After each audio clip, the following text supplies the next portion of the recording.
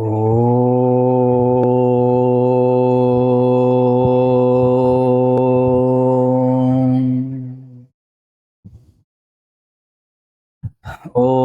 ಸಹನಾ ಭವತು ಸಹನೌ ಭುನಕ್ತು ಸಹ ವೀರ್ಯಂಕರವಾವಹೈ ತೇಜಸ್ವಿನಾವಧೀತಮಸ್ತು ಮಾ ವಿದ್ವಿಷಾವಹೈ. ಓಂ ಶಾಂತಿ ಶಾಂತಿ ಶಾಂತಿ. ಗುರುರ್ಬ್ರಹ್ಮ ಗುರುರ್ವಿಷ್ಣು ಗುರುರ್ದೇವೋ ಮಹೇಶ್ವರಃ ಗುರುರೇವ ಪರಂ ಬ್ರಹ್ಮ ತಸ್ಮೈ ಶ್ರೀ ಗುರವೇ ನಮಃ. ವಸುದೇವಸುತಂ ದೇವಂ ಕಂಸಚಾಣೂರಮರ್ದನಂ ದೇವಕೀ ಪರಮಾನಂದಂ ಕೃಷ್ಣಂ ವಂದೇ ಜಗದ್ಗುರುಂ. ಕೃಷ್ಣಂ ವಂದೇ ಜಗದ್ಗುರುಂ.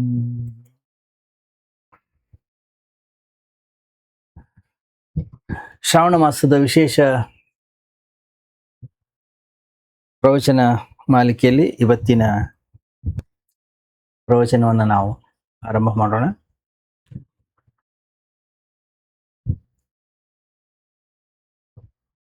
ಒಬ್ಬ ವ್ಯಕ್ತಿಯ ಬಳಿ ಬಹಳಷ್ಟು ಪಶು ಪಕ್ಷಿ ಪ್ರಾಣಿಗಳು ಇದ್ದವು.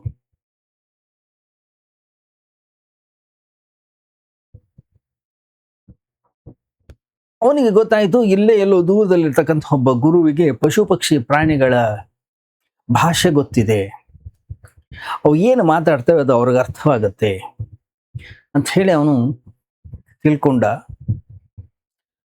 ಬಹಳಷ್ಟು ಕಷ್ಟಪಟ್ಟು ಅವರ ಬಳಿ ಹೋದ. ಜಿದ್ದಿಗೆ ಬಿದ್ದು ಆ ಕಲೆಯನ್ನು ಅವನು ಕಲಿತುಕೊಂಡ. ಅವರ ಹತ್ರ ವಾಪಸ್ ಬಂದ. ಆ ಪಶು ಪಕ್ಷಿ ಪ್ರಾಣಿಗಳು ಏನು ಮಾತಾಡ್ತಾ ಇದ್ವು ಆ ಮಾತುಗಳನ್ನು ಕೇಳಲಿಕ್ಕೆ ಶುರು ಮಾಡಿದವನು. ಒಂದು ದಿವಸ ಅವನ ಸಾಕಿರ್ತಕ್ಕಂಥ ಕೋಳಿ ನಾಯಿಗೆ ಹೇಳ್ತು, ಹೇಯ್, ಈ ಕುದುರೆ ಇದೆ ನೋಡು, ಇದು ಬೇಗ ಸಾಯುತ್ತೆ. ಇವನಂದ, ಓ, ಕುದುರೆ ಸಾಯುತ್ತೆ, ಹಾಗಾದ್ರೆ ಒಂದು ಕೆಲಸ ಮಾಡ್ತೀನಿ, ನಷ್ಟ ಮಾಡ್ಕೊಳ್ಳಿಕ್ಕೆ ಇಷ್ಟ ಅಲ್ಲಿ ಕುದುರೆನ ಮಾರಿಬಿಡ್ತೀನಿ. ಕುದುರೆನ ತೊಗೊಂಡು ಹೋಗಿ ಮಾರಿಬಿಟ್ಟ. ಕುದುರೆ ನಿಜವಾಗ್ಲೂ ಸತ್ತೋಯ್ತು. ಇನ್ನು ಕೆಲವು ದಿನಗಳ ನಂತರ ಅದೇ ಕೋಳಿ ನಾಯಿಗೆ ಹೇಳ್ತು, ಇಲ್ಲೊಂದು ಹೆಸರುಗತ್ತೆ ಇದೆ ನೋಡು, ಅದು ಕೂಡ ಸಾಯುತ್ತೆ. ಯಥಾ ಪ್ರಕಾರ ಹೆಸರುಗತ್ತೆಯನ್ನು ಮಾರಿಬಿಟ್ಟ. ಕೆಲವು ದಿವಸಗಳ ನಂತರ ಹೆಸರುಗತ್ತೆ ಕೂಡ ಸತ್ತೋಯ್ತು. ಇನ್ನೊಂದಿಷ್ಟು ದಿನಗಳು ತಿಂಗಳುಗಳು ಹೋಯಿತು. ಕೋಳಿ ಹೇಳ್ತು ನಾಯಿಗೆ, ಈ ಗುಲಾಮ ಇಲ್ಲೇನು ಸೇವೆ ಮಾಡ್ಕೊಂಡಿದ್ದಾನಲ್ಲ ಅವನು ಸತ್ತೋಗ್ತಾನ, ಅವನು ಇರಲ್ಲ. ಅವಾಗೆಲ್ಲ ಗುಲಾಮರ ಒಂದು ಪದ್ಧತಿ ಇತ್ತು, ಗುಲಾಮ್ನನ್ನು ತಗೊಂಡು ಹೋಗಿ ಮಾರಿಬಿಟ್ಟ. ಅವನು ಎಕ್ಸ್ಪೆಕ್ಟ್ ಮಾಡಿರ್ಲಿಲ್ಲ ಈ ಒಂದು ವಿದ್ಯೆಯನ್ನು ಕಲ್ತಿದ್ರಿಂದ ಇಷ್ಟೊಂದು ಫಲ, ಇಷ್ಟೊಂದು ಖುಷಿ ಸಂತೋಷ ಸಿಗ್ತದೆ ಅಂತ ಹೇಳಿ ಅವನಿಗೊಂದು ಐಡಿಯಾ ಇರಲಿಲ್ಲ. ಹಾಗೆ ದಿನಗಳು ಕಳೆದ್ಮೇಲೆ ಆ ಕೋಳಿ ನಾಯಿಗೆ ಹೇಳಿತು, ಇವನು ನಮ್ಮ ಯಜಮಾನ ಏನಿದ್ದಾನಲ್ಲ ಸದ್ದುಸಿಗೆ ಇವನು ಸತ್ತೋಗ್ತಾನೆ ಅಂತ.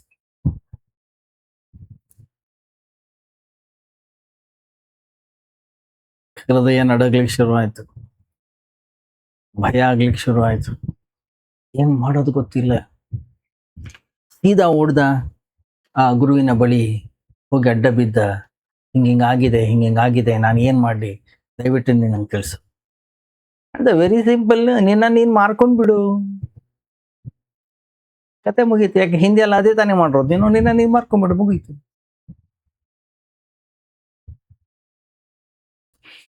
ತುಳಸಿ ಮನುಷ್ಯ ಇಡೀ ಜೀವನ ಪೂರ್ತಿ ಇದನ್ನೇ ಮಾಡ್ತಾ ಇದ್ದಾನೆ, ತನ್ನನ್ನೇ ತಾನು ಮಾರ್ಕೊಳ್ತಾ ಇದ್ದಾನೆ. ಬದಲಿಗೆ ಏನು ಪ್ರಯೋಜನವನ್ನ ಪಡೀತಾ ಇದ್ದಾನೆ ಅದು ಸಂಪೂರ್ಣವಾಗಿ ನಿಷ್ಪ್ರಯೋಜಕವಾಗಿದೆ.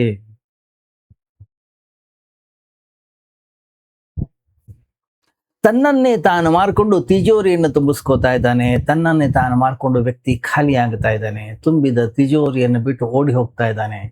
ಸ್ವತಃ ಕೈಗಳು ಖಾಲಿ, ಜೀವನ ಖಾಲಿ, ನಾಲ್ಕು ಕಡೆಗಳಲ್ಲಿ ವಸ್ತುಗಳ ರಾಶಿ ತುಂಬಿ ತುಂಬಿ ತುಂಬಿ ತುಂಬಿ ಬಿದ್ದಿದೆ. ಇದರ ಬೆಲೆ ಏನು?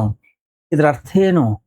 ಮೃತ್ಯುವಿನ ಕ್ಷಣದಲ್ಲಿ, ಮೃತ್ಯುವಿನ ಅಂತಿಮ ಕ್ಷಣದಲ್ಲಿ ಮಾತ್ರ ಈ ಎಲ್ಲ ವಸ್ತು ವಿಷಯ ವ್ಯಕ್ತಿಗಳ ಬೆಲೆ ಗೊತ್ತಾಗುತ್ತೆ. ಯಾವುದು ಅತ್ಯಮೂಲ್ಯವಾಗಿದೆಯೋ ಅದನ್ನು ನಾವು ಸಂಪಾದಿಸಲೇ ಇಲ್ಲ. ಯಾವುದನ್ನ ಸಂಪಾದನೆ ಮಾಡಲಿಕ್ಕೆ ಯೋಗ್ಯವಾಗಿತ್ತೋ ಅದನ್ನು ನಾವು ಕಳ್ಕೊಂಡಿದ್ದೀವಿ. ನಾವು ಹೊಸ್ತೇನನ್ನೂ ಪಡ್ಕೊಂಡಿಲ್ಲ. ನಾವೇನು ತಂದಿದ್ದೇವೆ ಅದನ್ನು ಕೂಡ ಕಳ್ಕೊಂಡು ಹೋಗ್ತಾ ಇದ್ದೀವಿ. ಬಹಳ ಲೇಟ್ ಆಗ್ಬಿಟ್ಟಿದೆ ಈಗ. ಮೃತ್ಯುವಿನ ಆ ಅಂತಿಮ ಕ್ಷಣದಲ್ಲಿ ನಮ್ಮ ಕೈನಲ್ಲಿ ಏನೂ ಕೂಡ ಮಾಡ್ಲಿಕ್ಕೆ ಆಗೋದಿಲ್ಲ. ಯಾಕಂದ್ರೆ ಮೃತ್ಯು ನಮ್ಮನ್ನ ಕಾಯೋದಿಲ್ಲ, ನಮಗಾಗಿ ವೆಯ್ಟ್ ಮಾಡೋದಿಲ್ಲ. ಅದು ನಾವು ನಿಂತ್ರು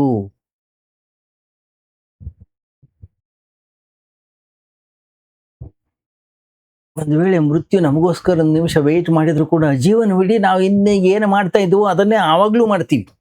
ಆಯ್ತಪ್ಪ ನಿಂಗೆ 5 ನಿಮಿಷ ಕೊಡ್ತೀನಿ ಅಂತ ಹೇಳಿ ಮೃತ್ಯು ಯಮ ಏನಾದರೂ ನಮಗೆ ಹೇಳಿದ್ರೆ ಏನ್ ಮಾಡ್ತೀವಿ? ಹಿಂದೆ ಮಾಡಿದ್ದನ್ನೇ ಪುನರಾವರ್ತನೆಯನ್ನ ನಾವು ಮಾಡ್ತೀವಿ ಹೊರತು ಅದನ್ನ ಬಿಟ್ಟು ಬೇರೆ ಏನೂ ಮಾಡೋದಿಲ್ಲ. ಗಮನಿಸಿ, ಇದೊಂದು ಕಥೆ ಬಹಳ ಸುಂದರವಾದಂಥ ಕಥೆ, ಬಹಳ ಅತ್ಯಮೂಲ್ಯವಾಗಿದೆ. ಅನೇಕ ಪದರಗಳಿವೆ ಇದರಲ್ಲಿ. ಆ ಪದರಗಳನ್ನ ಅರ್ಥ ಮಾಡ್ಕೊಳ್ತಕ್ಕಂಥ ಒಂದು ಪ್ರಯತ್ನವನ್ನ ಮಾಡೋಣ. ಕಥೆಯನ್ನ ಪ್ರವೇಶ ಮಾಡೋಕ್ಕಿಂತ ಮೊದಲು ಕೆಲವು ಬೇಸಿಕ್ ಅಥವಾ ಒಂದು ಬೇಸಿಕ್ ಏನೊಂದು ವಿಷಯಗಳಿವೆ ಅದನ್ನ ಗಮನಿಟ್ಕೊಳ್ಳೋಣ. ಏನದು? ಮೊದಲನೇ ವಿಷಯ ಏನದು? ಅಜ್ಞಾನಿಗೆ ಜ್ಞಾನ ಅಂತಕ್ಕಂಥದ್ದು ಸಿಕ್ಕರೂ ಕೂಡ ಅದರಲ್ಲಿ ಅವನಿಗೆ ಯಾವುದೇ ರೀತಿಯ ಆಸಕ್ತಿ ಇಲ್ಲ, ಅದರಲ್ಲಿ ಅವನಿಗೆ ಯಾವುದೇ ರೀತಿಯ ಸಾರ ಅವನಿಗಿರೋದಿಲ್ಲ. ಒಬ್ಬ ಅಜ್ಞಾನಿಗೆ ಜ್ಞಾನ ಪ್ರಾಪ್ತಿ ಆದರೂ ಕೂಡ ಅಜ್ಞಾನದಲ್ಲಿದ್ದಾಗ ಅವನು ಏನು ಮಾಡ್ತಾ ಇದ್ದ ಅದನ್ನೇ ಮಾಡ್ತಾನೆ. ಸಿಕ್ಕಿದ ಅವನ ಜ್ಞಾನಕ್ಕೆ ಯಾವುದೇ ರೀತಿಯ ಅರ್ಥ ಇಲ್ಲ.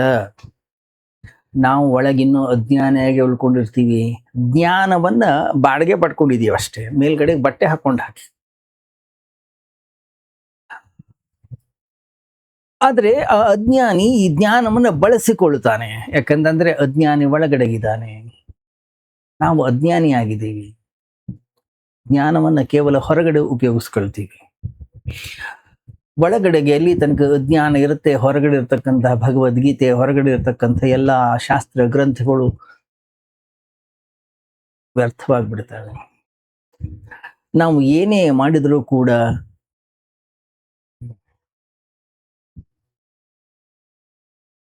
ಜ್ಞಾನದಿಂದ ಏನು ಲಾಭ ಸಿಗಬೇಕಿತ್ತು ಅದು ಸಿಗೋದಿಲ್ಲ. ಯಾಕಂದ್ರೆ ಮೂಲದಲ್ಲಿ ಅಜ್ಞಾನವಿದೆ.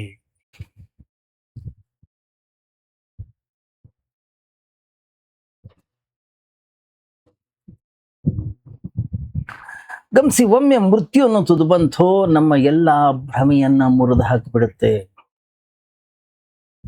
ಮೃತ್ಯು ಅನ್ನೋದು ಬಂದಾಗ ನಮ್ಮ ಕೈಯಲ್ಲಿ ಭಗವದ್ಗೀತೆ ಇದ್ರೇನು, ಬೈಬಲ್ ಇದ್ರೇನು, ಕುರಾನ್ ಇದ್ರೇನು, ಅಥವಾ ಇನ್ಯಾವುದೋ ಗ್ರಂಥ ಇದ್ರೇನು, ಎಲ್ಲವೂ ವ್ಯರ್ಥವಾಗಿಬಿಡುತ್ತೆ.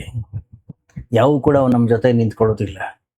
ಮತ್ತೆ ಒಳಗೆ ಜ್ಯೋತಿ ಅನ್ನೋದು ಬೆಳಗಿದ್ರೆ, ದೀಪದ ಕೆಳಗಡೆಯ ಕತ್ತಲೆ ಅನ್ನೋದು ಅಳಿಸಿ ಹೋಗಿದ್ರೆ, ಆಗ ಮಾತ್ರ ಮೃತ್ಯುವನ್ನ ಎದುರಿಸುವ ಶಕ್ತಿ ಸಾಮರ್ಥ್ಯ ನಮಗೆ ಬರುತ್ತೆ. ಗಮನಿಸಿ, ಎರವಲು ಪಡೆದಂತಹ ಜ್ಞಾನ ನಮ್ಮ ಕೆಲಸಕ್ಕೆ ಬರೋದಿಲ್ಲ.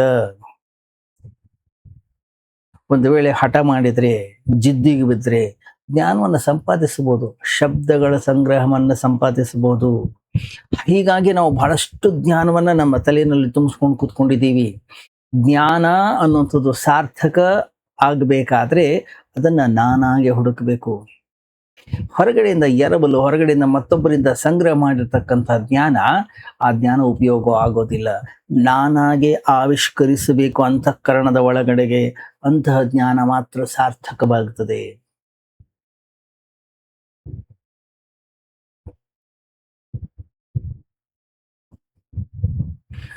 ಗಮನಿಸಿ, ಜ್ಞಾನ ಅನ್ನೋದು ಒಂದು ಗಮ್ಯ ಸ್ಥಾನ. ಯಾರಾದರೂ ಕರ್ಕೊಂಡು ಹೋಗಿ ನಿಮ್ಮನ್ನು ನಿಲ್ಲಿಸಿದ್ರೆ, ಇಲ್ಲ, ನಾವು ಇನ್ನೂ ಹೋಗ್ತಾನೆ ಇರ್ತೀವಿ. ಗಮನಿಸಿ, ನನ್ನ ಜ್ಞಾನವನ್ನ ನಾನೇ ಗಳಿಸಬೇಕು. ನನಗೆ ಹಸಿವೆ ಆದಾಗ ಹೇಗೆ ನಾನೇ ಊಟವನ್ನ ಮಾಡಬೇಕು, ಅದೇ ರೀತಿಯಲ್ಲಿ ಈ ಜ್ಞಾನವನ್ನು ಕೂಡ ಅಷ್ಟೇ ನಾನೇ ಸಂಪಾದನೆಯನ್ನು ಮಾಡಬೇಕು.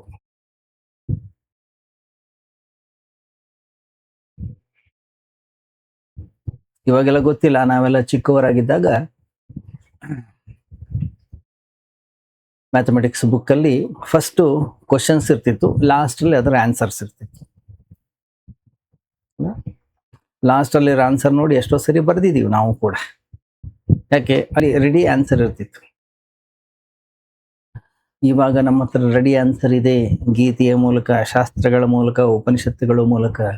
ಆದರೆ ಆ ಉತ್ತರ, ಆ ಆನ್ಸರ್ ನಮ್ಮ ಜೀವನಕ್ಕೆ ಯಾವುದೇ ರೀತಿಯ ಪ್ರಯೋಜನವನ್ನು ಉಂಟು ಮಾಡೋದಿಲ್ಲ.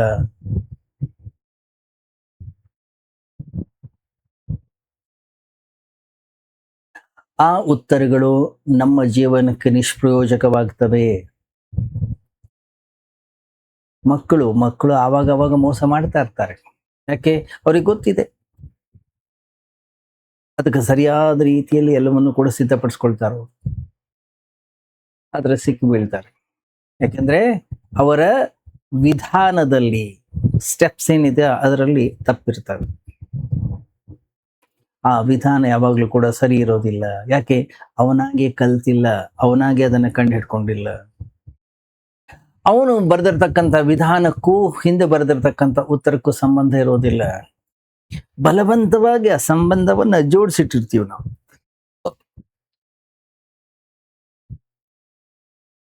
ನಿಜವಾದ ಪ್ರಶ್ನೆ ಉತ್ತರವಲ್ಲ, ನಿಜವಾದ ಪ್ರಶ್ನೆ ಉತ್ತರವನ್ನ ತಲುಪುವಂತಹ ಒಂದು ವಿಧಾನ. ನಮಗೆ ಸಿದ್ಧಾಂತ, ಸತ್ಯದ ಸಿದ್ಧಾಂತ ಸಿಗ್ತದೆ, ನಿಜವಾದ ಪ್ರಶ್ನೆ ಅಲ್ಲ. ಆ ಸಿದ್ಧಾಂತವನ್ನ ನಾವು ಹೇಗೆ ತಲುಪುತ್ತೀವಿ ಅನ್ನುವಂಥದ್ದು ಒಂದು ನಿಜವಾದ ಪ್ರಶ್ನೆ. ಯಾಕಂದ್ರೆ ಆ ತಲುಪುವಿಕೆಯಲ್ಲಿಯೇ ಒಂದು ರೂಪಾಂತರಣವಿದೆ, ಗಮ್ಯಸ್ಥಾನ ಅಲ್ಲ. ಪ್ರಯಾಣ ಅತ್ಯಂತ ಬೆಲೆ ಬಾಳ್ತಕ್ಕಂಥದ್ದು. ಗಮ್ಯಸ್ಥಾನ ಅಂತಂದ್ರೆ ಕೇವಲ ಪ್ರಯಾಣದ ಒಂದು ಫಲ ಅಷ್ಟೇ, ಅಂತ್ಯ, ಅದೊಂದು ಪೂರ್ಣತೆ. ಆದರೆ ಯಾವ ವ್ಯಕ್ತಿ ಪ್ರಯಾಣವನ್ನೇ ಮಾಡೋದಿಲ್ಲ, ಗಮ್ಯಸ್ಥಾನವನ್ನು ಹೇಗೆ ತಲುಪ್ತಾನೆ? ಪ್ರತಿಯೊಬ್ಬ ವ್ಯಕ್ತಿಯೂ ಕೂಡ ಇದೇ ರೀತಿಯ ವಂಚನೆಯನ್ನ ಮಾಡೋ ಪ್ರಯತ್ನದಲ್ಲಿದ್ದಾನೆ. ಆದ್ರಿಂದ ನಾವು ಸಿದ್ಧಾಂತಗಳನ್ನ ಕಂಠಪಾಠ ಮಾಡ್ತೀವಿ, ಬೈ ಹಾರ್ಟ್ ಮಾಡ್ಕೊಳ್ತೀವಿ, ಶಾಸ್ತ್ರಗಳನ್ನ ಒಪ್ಪಿಸ್ತೀವಿ, ಗೀತೆಯನ್ನ ಹೇಳ್ತೀವಿ, ಮಂತ್ರಗಳನ್ನ ಹೇಳ್ತೀವಿ. ಏನಾಗಿದೆ? ಅದರಿಂದ ಏನೂ ಪ್ರಯೋಜನ ಆಗೋದಿಲ್ಲ. ಎಲ್ಲಿ ತನಕ ಮೃತ್ಯು ನಮ್ಮನ್ನ ಬರುತ್ತೋ, ಮೃತ್ಯು ನಮ್ಮನ್ನ ಬೆಚ್ಚಿ ಬೀಳಿಸ್ತದೋ, ಅಲ್ಲಿ ತನಕವೂ ಕೂಡ ಭ್ರಾಂತಿ ಹಾಗೆ ಇರುತ್ತೆ. ಜೀವನದಲ್ಲಿ ನಾವು ಕನಸುಗಳನ್ನ ಕಾಣ್ತೀವಿ, ಮೃತ್ಯು ನಮ್ಮೆಲ್ಲ ಕನಸುಗಳನ್ನ ಕತ್ತರಿಸಾಕ್ಬಿಡುತ್ತೆ, ಮುರಿದಾಕ್ಬಿಡುತ್ತೆ. ಜೀವನದಲ್ಲಿ ನಾವು ಕಾಗದದ ದೋಣಿಗಳನ್ನ ಮಾಡಿ ತೇಲಿಸ್ತಾ ಇರ್ತೀವಿ ನೀರಿನಲ್ಲಿ, ಮೃತ್ಯು ಬಂದು ಎಲ್ಲವನ್ನೂ ಕೂಡ ಮುಳುಗಿಸಿಬಿಡುತ್ತದೆ. ಜೀವನದಲ್ಲಿ ನಾವು ಎಷ್ಟೇ ಕಲ್ಪನೆಯ ಕನಸಿನ ಮಹಲುಗಳನ್ನ ಕಟ್ಟಲಿ, ಮೃತ್ಯು ಒಂದೇ ಸರಿ ಬಂದು ಎಲ್ಲವನ್ನೂ ಕೂಡ ಧೂಳೀಪಟ ಮಾಡಿಬಿಡುತ್ತೆ. ಚಿಕ್ಕ ಮಕ್ಕಳು ಆ ಇಸ್ಪೀಟ್ ಎಲೆಗಳಿಂದ ಮನೆಯನ್ನು ಕಟ್ಟುತ್ತಾರೆ, ಒಂದು ಸಣ್ಣ ಗಾಳಿ ಬಂದ್ರೆ ಸಾಕು, ಹೇಗೆ ಎಲ್ಲವೂ ಕೂಡ ಬಿದ್ದು ಹೋಗ್ತದೋ. ನಮ್ಮ ಮನೆಗಳು ಸಹ ಅಷ್ಟೇ, ಆ ಇಸ್ಪೀಟ್ ಎಲೆಗಳಿದ್ದ ಹಾಗೆ ಇವೆ, ಅದಕ್ಕಿಂತ ಹೆಚ್ಚಿಗೆ ಗಟ್ಟಿ ಏನಿಲ್ಲ. ಯಾಕೆ? ಅವುಗಳಿಗೆ ಯಾವುದೇ ತರಹದ ಬುನಾದಿಯೂ ಇಲ್ಲ. ಮೃತ್ಯುವಿನ ಒಂದು ಸಣ್ಣ ಗಾಳಿ ಎಲ್ಲವನ್ನೂ ಕೂಡ ಬೀಳಿಸ್ಬಿಡುತ್ತೆ. ಅಷ್ಟೊತ್ತಿಗೆ ತುಂಬಾ ಲೇಟ್ ಆಗ್ಬಿಟ್ಟಿರುತ್ತೆ. ಯಾವಾಗ ಅದು ಕುಸಿದು ಬೀಳುತ್ತೋ ಆವಾಗ ನಮಗೆ ಗೊತ್ತಾಗ್ತದೆ, ನಾವು ಇಷ್ಟು ವರ್ಷಗಳ ಕಾಲ ಏನು ಸಂಗ್ರಹ ಮಾಡಿಟ್ಟಿದ್ದೀವಿ, ಬಂಧಿಸಲ್ಪಟ್ಟಿದ್ದೀವಿ, ಇದೆಲ್ಲವೂ ಕೂಡ ನಿಸ್ಸಾರವಾಗಿರ್ತಕ್ಕಂಥದ್ದು, ಯಾವುದು ಕೂಡ ಸತ್ಯ ಅಲ್ಲ. ಯಾಕೆ? ಅವಾಗ ಏನು ಮಾಡ್ಲಿಕ್ಕಾಗೋದಿಲ್ಲ, ಕೈಯಿಂದ ಅವಕಾಶ ಹೊರಟೋಗ್ಬಿಟ್ಟಿರುತ್ತೆ. ಗಮನಿಸಿ, ಆ ಥರದ ಅನೇಕ ಅವಕಾಶಗಳನ್ನ ನಾವು ಬಂದಿದ್ದು ಕಳ್ಕೊಂಡಿದ್ದೀವಿ. ನಾವೇನು ಹೊಸಬರೇನಲ್ಲ, ಈ ಜಗತ್ತಿಗೆ ತುಂಬಾ ಹಳಬರು ನಾವು. ಇದನ್ನೇ ಮಾಡ್ಕೊಂಡು ಬಂದಿದ್ದೇವೆ ಹೊರತು ಇದಕ್ಕಿಂತಲೂ ಹೆಚ್ಚಿನ ಏನೂ ಕೂಡ ಮಾಡಿಲ್ಲ. ಅದೇ ತಪ್ಪುಗಳನ್ನೇ ಮತ್ತೆ ಮತ್ತೆ ಮತ್ತೆ ಮತ್ತೆ ಮತ್ತೆ ಮತ್ತೆ ಪುನರಾವರ್ತನೆಯನ್ನ ಮಾಡ್ಕೊಂಡು ಹೋಗ್ತಾ ಇದ್ದೀವಿ. ಆ ತಪ್ಪನ್ನ ಎಷ್ಟು ಬಾರಿ ಪುನರಾವರ್ತನೆಯನ್ನ ನಾವು ಮಾಡಿದ್ದೀವಿ ಅಂತಂದ್ರೆ, ಅದರ ಪುನರಾವರ್ತನೆಯನ್ನ ಮಾಡ್ಲಿಕ್ಕೆ ನಮ್ಗೆ ಯಾವುದೇ ಶ್ರಮ ಬೇಕಿಲ್ಲ. ಆಟೋಮೆಟಿಕ್ ಆಗಿ ಅದನ್ನೇ ಮಾಡ್ತಾ ಇರ್ತೀವಿ ಮತ್ತೆ ಮತ್ತೆ, ತನ್ನಿಂದ ತಾನೇ ಆಟೋಮೆಟಿಕ್ ಆಗಿ ಅದು ಪುನರಾವರ್ತನೆ ಆಗ್ತದೆ. ಫಸ್ಟ್ ಪಾಯಿಂಟ್, ಏನು ಸಂಗ್ರಹ ಮಾಡಿದ ಜ್ಞಾನ ಅಜ್ಞಾನಕ್ಕಿಂತಲೂ ಕೂಡ ಕೆಟ್ಟದು. ಅದಕ್ಕಿಂತಲೂ ಅಜ್ಞಾನಿ ಆಗಿರೋದೇ ಒಳ್ಳೆಯದು. ಕನಿಷ್ಠ ಪಕ್ಷ ಒಂದು ಸತ್ಯವಂತಿಕೆ ಇದೆ, ಏನು ನನಗೇನೋ ಗೊತ್ತಿಲ್ಲ, ಒಂದು ಕನಿಷ್ಠ ಒಂದು ಪ್ರಾಮಾಣಿಕತೆ ಆದ್ರೂ ಕೂಡ ಇದೆ. ಕನಿಷ್ಠ ಅಜ್ಞಾನ ಆದ್ರೂ ನಮ್ಮದೇ ಆಗಿದೆ. ಅದು ಹಳಸೋಗಿರ್ತಕ್ಕಂಥ ಅನ್ನ ಅಲ್ಲ, ಯಾರೋ ತಿಂದು ಬಿಟ್ಟಿರ್ತಕ್ಕಂಥದ್ದಲ್ಲ. ಅಟ್ಲೀಸ್ಟ್ ನಾವು ಯಾರಾದರೂ ಕೇಳಿದ್ರೆ ಹೇಳಬಹುದು, ಅಪ್ಪ ನಾನೊಬ್ಬ ಅಜ್ಞಾನಿಯಪ್ಪ, ನನಗೇನೂ ಕೂಡ ಗೊತ್ತಿಲ್ಲ, ಇದು ನನ್ನ ಸ್ವಂತದ್ದು, ನನಗೆ ಮುಂಚೆಯಿಂದನೂ ನಾನು ಹೀಗೆ ಇದ್ದೆ, ಇದು ನಂದೇ ಅಜ್ಞಾನ. ಆದರೆ ಎಲ್ಲೋ ಓದಿ ಯಾರೋ ಹೇಳಿದ್ದನ್ನ ಕೇಳಿ ಏನನ್ನೋ ಗಮನಿಸಿ ಅದನ್ನ ಏನು ನಾವು ಜ್ಞಾನವನ್ನ ಪಡ್ಕೊಂಡಿದ್ದೀವಿ, ಅದರಿಂದ ನಾವು ನಮ್ಮ ಅಜ್ಞಾನವನ್ನು ಮುಚ್ಚಿಕೊಳ್ತೀವಿ. ಒಂದು ದಿವಸ ಆ ಪರದೆಯನ್ನು ಕತ್ತರಿಸಿ ಹಾಕ್ಬೇಕಾಗ್ತದೆ. ಗಮನಿಸಿ ನೀವು, ಅಜ್ಞಾನ ಬಹಳ ನೋವನ್ನು ಕೊಡುತ್ತೆ, ಬಹಳ ದುಃಖವನ್ನು ಕೊಡುತ್ತೆ. ಅದಕ್ಕಿಂತಲೂ ದೊಡ್ಡದಾಗಿರ್ತಕ್ಕಂಥ ದುಃಖ ಇನ್ನೊಂದಿಲ್ಲ. ಯಾಕಂದ್ರೆ ಬಹಳಷ್ಟು ದಿನಗಳ ಕಾಲ ಅಜ್ಞಾನಿ ಆಗಿರ್ಲಿಕ್ಕೆ ಈ ಜಗತ್ತಿನಲ್ಲಿ ಆಗೋದಿಲ್ಲ. ಯಾಕಂದ್ರೆ ಅದೊಂಥರ ಮುಳ್ಳಿನ ಥರ ಚುಚ್ತಾ.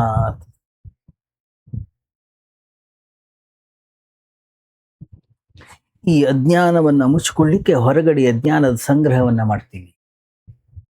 ಆವಾಗ ಆ ಚುಚ್ಚುವಿಕೆ ಸ್ವಲ್ಪ ಕಮ್ಮಿ ಆದ ಹಾಗೆ ಅನಿಸ್ತದೆ. ಆವಾಗ ಅಹಂಕಾರದ ಉದಯ, ಅಜ್ಞಾನದ ನೋವು ಮಾಯವಾಗ್ತದೆ. ಆದರೆ ಆ ಅಜ್ಞಾನದ ಅಹಂಭಾವ ಅನ್ನೋದು ಉಂಟಾಗ್ತದೆ. ನನಗೆ ಗೊತ್ತು, ನಾನು ತಿಳ್ಕೊಂಡಿದ್ದೀನಿ, ನಾನು ಎಲ್ಲವನ್ನು ಕೂಡ ಅರಿತಿದ್ದೀನಿ.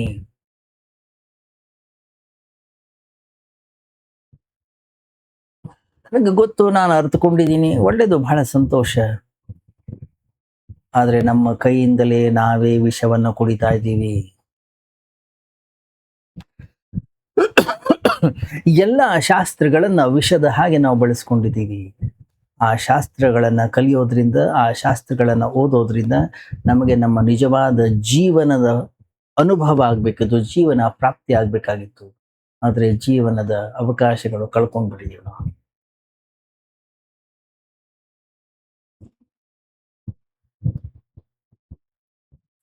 ಅದರಿಂದ ಸಂಗ್ರಹ ಮಾಡಿರ್ತಕ್ಕಂಥ ಜ್ಞಾನ ವ್ಯರ್ಥ. ಅದು ಅಜ್ಞಾನಕ್ಕಿಂತಲೂ ಕೂಡ ಹೆಚ್ಚು ಡೇಂಜರಸ್.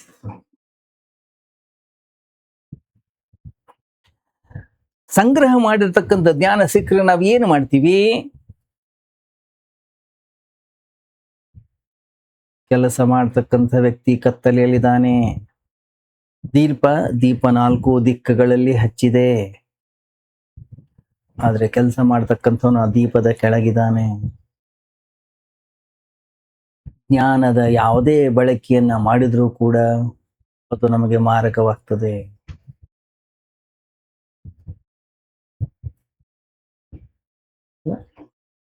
ವಿಜ್ಞಾನ ಇದನ್ನೇ ಮಾಡ್ತಾ ಇರೋದು. ವಿಜ್ಞಾನ ನಮ್ಮನ್ನು ಬಹಳ ದೊಡ್ಡ ಸಂಕಟಕ್ಕೆ ಈಡು ಮಾಡಿದೆ. ವಿಜ್ಞಾನಿ ಬಹಳಷ್ಟು ಕಂಡು ಹಿಡಿದಿದ್ದಾನೆ. ವಿಜ್ಞಾನಿಯ ಈ ಪ್ರಯೋಗಗಳು ಹಠಯೋಗದ ಹಾಗಿದೆ. ಪ್ರಕೃತಿಯೊಂದಿಗೆ ಹಠವನ್ನ ಮಾಡಿದಾನವನು, ಪ್ರಕೃತಿಯ ರಹಸ್ಯಗಳನ್ನ ಭೇದಿಸಿದಾನೆ. ಅನೇಕ ಸತ್ಯಗಳು ವಿಜ್ಞಾನಿಗೆ ಸಿಕ್ಕಿದೆ, ಆದರೆ ಅವೆಲ್ಲವೂ ಕೂಡ ಅಪಾಯಕಾರಿ. ಅಣುಶಕ್ತಿ ನಮಗೆ ಕೈಗೆ ಸಿಕ್ಕಿದೆ, ಅದರಿಂದಾಗಿ ತಾನೇ ಹಿರೋಶಿಮಾ ನಾಗಸಾಕಿ ಸುಟ್ಟೋಯ್ತು. ಗಮನಿಸಿ, ನಾವು ಕಂಡು ಹಿಡ್ಕೊಂಡಿರ್ತಕ್ಕಂಥ ಈ ಜ್ಞಾನ ಏನಿದೆ, ಇದು ನಮ್ಮನ್ನ ಮೃತ್ಯು ಕೂಪದಲ್ಲಿ ಮುಳುಗಿಸ್ತದೆ. ವಿಜ್ಞಾನದ ಮೂಲಕ ಜೀವನ ನಮ್ಮ ಕೈಗೆ ಸಿಗಲಿಲ್ಲ, ಮೃತ್ಯು ಅನ್ನುವಂಥದ್ದು ಸಿಕ್ತು. ವಿಜ್ಞಾನದಿಂದ ಸೃಷ್ಟಿಯಾಗಲಿಲ್ಲ, ವಿಜ್ಞಾನದಿಂದ ನಾಶವಾಯಿತು. ವಿಜ್ಞಾನದ ಎಲ್ಲ ಶೋಧನೆಗಳು ಅಂತಿಮವಾಗಿ ಅಮೃತವನ್ನಾಗಿ ಮಾಡಲಿಕ್ಕೆ ಆಗ್ತಾ ಇಲ್ಲ, ಬದಲಿಗೆ ಮೃತ್ಯುವನ್ನಾಗಿ ಮಾಡ್ತಾ ಇವೆ, ವಿಷಕಾರಿಯಾಗಿ ಸಾಬೀತಾಗ್ತಾ ಇವೆ. ಪ್ರಕೃತಿಯನ್ನ ನಾಶ ಪಡಿಸ್ತಾ ಇದ್ದೀವಿ ನಾವು. ಭೂಮಿ ಒಂದು ಹಾಳು ಬಿದ್ದ ದೇವಸ್ಥಾನ ತರ ಆಗಿದೆ. ಮನುಷ್ಯ ಏನೇನೆಲ್ಲ ತಿಳ್ಕೊಂಡಿದ್ದಾನೋ ಅದೆಲ್ಲ ಅವನಿಗೆ ಸಂಕಟವನ್ನು ಉಂಟು ಮಾಡಿದೆ. ಯಾಕಂತಂದ್ರೆ ಒಮ್ಮೆ ನಾವೇನಾದ್ರೂ ತಿಳ್ಕೊಂಡಿವೋ ನಾವು ಸುಮ್ಮನೆ ಇರೋದಿಲ್ಲ, ಏನಾದ್ರೂ ಮಾಡೇ ಮಾಡ್ತೀವಿ. ವಿಜ್ಞಾನ ಹೊರಗಡೆಯ ಜ್ಞಾನವನ್ನು ನಮಗೆ ನೀಡಿದೆ, ಆದರೆ ಮನುಷ್ಯ ಕತ್ತಲೆಯಲ್ಲಿದ್ದಾನೆ. ಗಮನಿಸಿದನೇನು? ಸೂರ್ಯ, ಚಂದ್ರ, ನಕ್ಷತ್ರ, ನವಗ್ರಹಗಳು, ಅದರ ಬಗ್ಗೆ ನಮಗೆ ತುಂಬಾ ಚೆನ್ನಾಗಿ ಗೊತ್ತಿದೆ.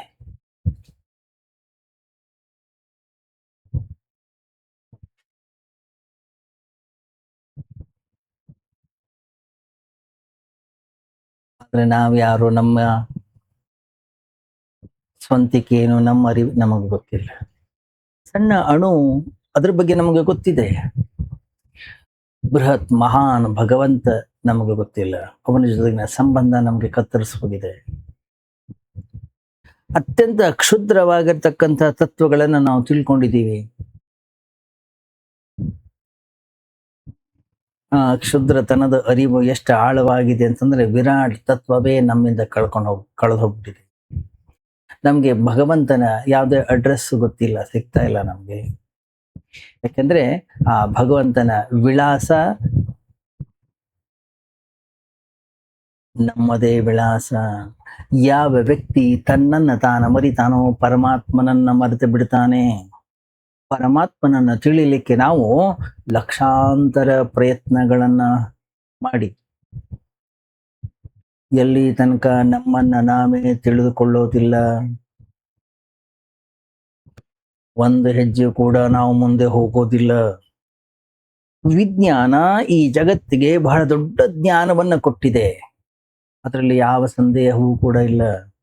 ಆದ್ರೆ ಆ ಜ್ಞಾನದಿಂದ ನಾವು ಖುಷಿಯಾಗಿದ್ದೇವ? ನಾವು ಆನಂದಿತವಾಗಿದ್ದೇವ? ಲಕ್ಷಾಂತರ ವಿಜ್ಞಾನಗಳ ಶ್ರಮದ ಪರಿಣಾಮವಾಗಿ ಮನುಷ್ಯ ಖುಷಿಯಿಂದಿದ್ದಾನ? ಆನಂದವಾಗಿದ್ದಾನ? ಸಂಭ್ರಮದಲ್ಲಿದ್ದಾನ? ಅವನ ಜೀವನದಲ್ಲಿ ಏನಾದರೂ ಒಂದು ಸುಗಂಧ ಬಂದಿದೆಯಾ? ಅವನ ಜೀವನದಲ್ಲಿ ಏನಾದರೂ ಒಂದು ಮನುಷ್ಯತ್ವ ಅನ್ನುವಂಥದ್ದು ಏನಾದರೂ ಅರಳಿದೆಯಾ? ಅಥವಾ ಅವನೇನಾದರೂ ಪಕ್ವವಾಗಿದ್ದಾನ? ಚೈತನ್ಯದಿಂದ ಕೂಡಿದಾನ? ಪ್ರೀತಿಯಲ್ಲಿ ಏನಾದರೂ ಆಳವಾಗಿ ಒಳಗಡೆಗೆ ಇಳಿದಿದ್ದಾನ? ಪ್ರಾರ್ಥನೆಯ ಮೂಲಕ ಅವನಲ್ಲಿ ಅನಂತದ ಬಾಗಿಲಲ್ಲಿ ಏನಾದರೂ ಕೂಡ ಓಪನ್ ಆಗಿದೆಯಾ? ಅವನ ಕೈಗಳು ಪರಮಾತ್ಮನ ಬಾಗಿಲುಗಳನ್ನ ತಟ್ಟಿವೆಯಾ? ವಿಜ್ಞಾನ ನಮಗೆ ಜ್ಞಾನವನ್ನು ಕೊಟ್ಟಿದೆ. ಮನುಷ್ಯ ಆ ಜ್ಞಾನದಿಂದ ಇನ್ನೂ ದುಃಖಿತನಾಗಿದ್ದಾನೆ. ಇವತ್ತು ಮನುಷ್ಯ ಎಷ್ಟು ದುಃಖಿತನಾಗಿದ್ದಾನೆ, ಇಷ್ಟು ದುಃಖಿತನಾಗಿರ್ತಕ್ಕಂಥ ವ್ಯಕ್ತಿ ಜಗತ್ತಿನಲ್ಲಿ ಯಾವತ್ತೂ ಕೂಡ ಇರಲೇ ಇಲ್ಲ. ಗಮನಿಸಿ ನೀವು, ಎಷ್ಟು ಜನ ಆತ್ಮಹತ್ಯೆನ ಮಾಡ್ಕೊಳ್ತಾ ಇದ್ದಾರೆ. ಯಾವತ್ತೂ ಕೂಡ ಮನುಷ್ಯ ಹೀಗೆ ಮಾಡಿರಲಿಲ್ಲ. ಎಷ್ಟು ಅಶಾಂತಿ ಇದೆ ಈ ಜಗತ್ತಿನಲ್ಲಿ, ಎಷ್ಟು ಚಿಂತೆಯಲ್ಲಿ ಮುಳುಗಿದ್ದಾರೆ, ಎಷ್ಟು ತೊಂದರೆಯಲ್ಲಿ ಸಿಕ್ಕಾಕೊಂಡಿದ್ದಾರೆ. ಈ ರೀತಿಯಲ್ಲಿ ಜಗತ್ತಿನಲ್ಲಿ ಯಾವತ್ತೂ ಕೂಡ ಮನುಷ್ಯ ಇರಲಿಲ್ಲ. ಭೂಮಿ ಮೇಲೆ ಬಡತನ ಇತ್ತು. ಭೂಮಿ ಮೇಲೆ ಜನ ಹಸಿವಿನಿಂದ ಬಳಲುತ್ತಾ ಇದ್ರು. ಆದ್ರೂ ಕೂಡ ಏನೋ ಒಂದು ತೃಪ್ತಿ ಇತ್ತು, ಒಂದು ಘನತೆ ಇತ್ತು. ಶರೀರ ದೀನವಾಗಿತ್ತು, ಹೀನವಾಗಿತ್ತು. ಒಳಗಡೆ ಏನೋ ಒಂದಿಷ್ಟು ಬೆಳಕಿತ್ತು. ಇಂದು ಶರೀರ ತುಂಬಿ ತೊಳಗುತ್ತಾ ಇದೆ, ಆದ್ರೆ ಒಳಗಡೆಯ ದೀಪ ಕಂದಿ ಹೋಗಿದೆ. ನಾವು ಕೇವಲ ಮಣ್ಣಿನ ದೀಪಗಳಾಗಿ ಉಳ್ಕೊಂಡಿದ್ದೀವಿ, ಜ್ಯೋತಿಯ ಸುಳಿವೇ ಇಲ್ಲ. ಮಣ್ಣಿನ ದೀಪಗಳು ನಮ್ಮನ್ನ ಎಲ್ಲಾ ಕಡೆಯಿಂದ ಸುತ್ತುವರ್ಕೊಂಡಿವೆ. ಪ್ರತಿನಿತ್ಯವೂ ಕೂಡ ವಿಜ್ಞಾನ ಒಂದು ಹೊಸ ಮಾಹಿತಿಯನ್ನ ಕೊಡ್ತಾ ಇದೆ. ಪ್ರತಿನಿತ್ಯವೂ ಹೊಸತೇನೋ ನಮ್ಗೆ ನೀಡ್ತಾ ಹೋಗ್ತಾ ಇದೆ. ಅದು ಪ್ರತಿ ದಿವಸ ಕೂಡ ಮನುಷ್ಯ ದಿನದಿಂದ ದಿನಕ್ಕೆ ಕತ್ತಲಲ್ಲಿ ಕಳೆದು ಹೋಗ್ತಾ ಇದ್ದಾನೆ. ಎಲ್ಲೋ ಒಂದು ಕಡೆಗೆ ಏನೋ ಒಂದು ತಪ್ಪು ನಡೀತಾ ಇದೆ. ಆ ತಪ್ಪು ಏನದು? ನಮ್ಮ ಜೀವನದ ಭಾಷೆಯನ್ನ ನಾವು ಅರ್ಥ ಮಾಡಿಕೊಳ್ಳದ ತನಕ ಪ್ರಕೃತಿಯನ್ನ ಎಷ್ಟೇ ಅರ್ಥ ಮಾಡಿಕೊಂಡ್ರೂ ಅದು ಪ್ರಯೋಜನವಾಗುವುದಿಲ್ಲ.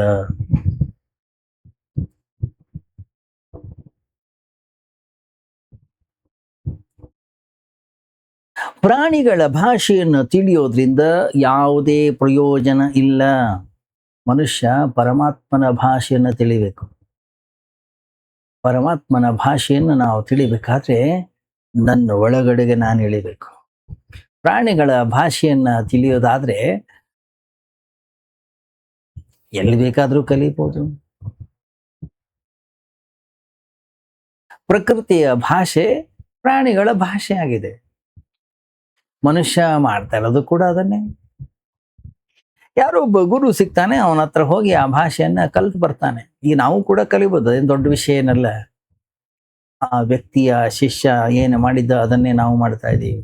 ಪ್ರಕೃತಿಯ ಭಾಷೆಯನ್ನು ಕಲಿತಾ ಇದ್ದೀವಿ ನಾವು. ಏನ್ ಮಾಡ್ತಾ ಇದ್ದೀವಿ? ಹೆಚ್ಚು ಹಣ ಸಂಗ್ರಹ ಮಾಡ್ತಾ ಇದ್ದೀವಿ, ಹೆಚ್ಚು ಕಾಯಿಲೆಗಳನ್ನ ನಾಶ ಮಾಡ್ತಾ ಇದ್ದೀವಿ, ಯಾಕೆ ಹೆಚ್ಚು ಔಷಧಗಳನ್ನು ಕಂಡಿಡ್ತಾ ಇದ್ದೀವಿ, ಮೃತ್ಯುವನ್ನು ಸ್ವಲ್ಪ ದೂರ ಹೋಗುವ ಪ್ರಯತ್ನವನ್ನ ಮಾಡ್ತಾ ಇದ್ದೀವಿ, ತೊಂದರೆಗಳನ್ನ ಕಡಿಮೆ ಮಾಡ್ಕೊಳ್ತಾ ಇದ್ದೀವಿ. ಎಲ್ಲವೂ ಆಗತ್ತೆ, ಆದ್ರೆ ನಾವೊಂದು ದಿವಸ ಸಾಯ್ತೀವಿ.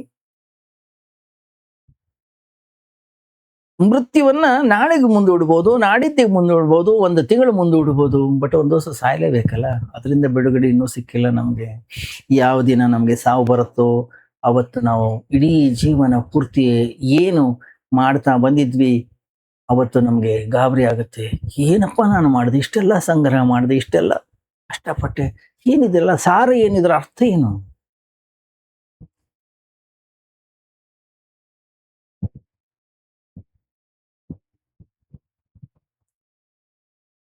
ಗಮನಿಸಿ, ಇನ್ನೊಂದು ವಿಷಯ ಇದೆ ಈ ಕಥೆಯಲ್ಲಿ. ಎಷ್ಟೆಷ್ಟು ವಸ್ತುಗಳ ಜೊತೆಗೆ ನಮ್ಮನ್ನ ನಾವು ಕಳೆದುಕೊಳ್ತೀವೋ, ಕಳೆದು ಹೋಗ್ತೀವೋ ಹೊರಗಡೆ ಜಗತ್ನಲ್ಲಿ, ಇತರರ ಭಾಷೆಯಲ್ಲಿ ನಮ್ಮನ್ನ ಕಳ್ಕೊಳ್ತೀವೋ.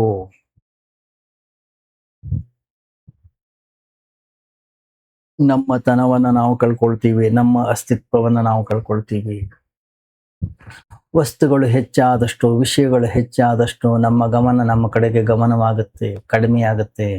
ನಮ್ಮ ಗಮನ ವಸ್ತುಗಳ ಕಡೆಗೆ ಹೆಚ್ಚಾಗ್ತಾ ಹೋಗುತ್ತೆ, ವಿಷಯಗಳ ಕಡೆಗೆ ಹೆಚ್ಚಾಗುತ್ತೆ.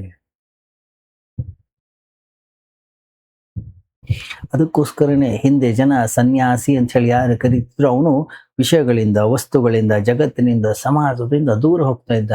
ಅವನ ಗಮನವನ್ನು ಬೇರೆ ಕಡೆಗೆ ಇಡ್ತಾ ಇದ್ದ. ಅವನು ವಸ್ತುಗಳ ಹಿಂದೆ ಇರ್ತಿರ್ಲಿಲ್ಲ.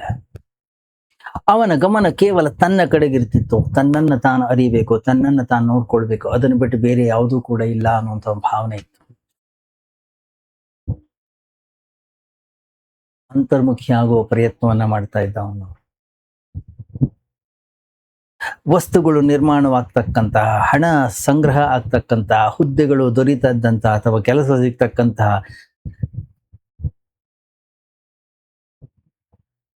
ಅದರಿಂದ ದೂರ ಇರ್ತಿದ್ದ. ಯಾಕಂತಂದ್ರೆ ಈ ಹೊರಗಡೆ ವಿಷಯ ವಸ್ತುಗಳ ಜ್ಞಾನದಿಂದ ಬಹಳಷ್ಟು ವಸ್ತುಗಳ ಸಂಗ್ರಹವನ್ನ ಮಾಡಬಹುದು. ಅದರಿಂದ ಪರಿಗ್ರಹ ಉಂಟಾಗುತ್ತದೆ. ವಸ್ತುಗಳು ಹೆಚ್ಚಾಗ್ತಾ ಹೋದ ಹಾಗೆ ನಾವು ಉಳಿಯೋದಿಲ್ಲ, ಮಾಲೀಕ ಕಳೆದು ಹೋಗ್ತಾನೆ, ಕೇವಲ ನೌಕರರು ಮಾತ್ರ ಉಳಿದುಕೊಳ್ತಾರೆ.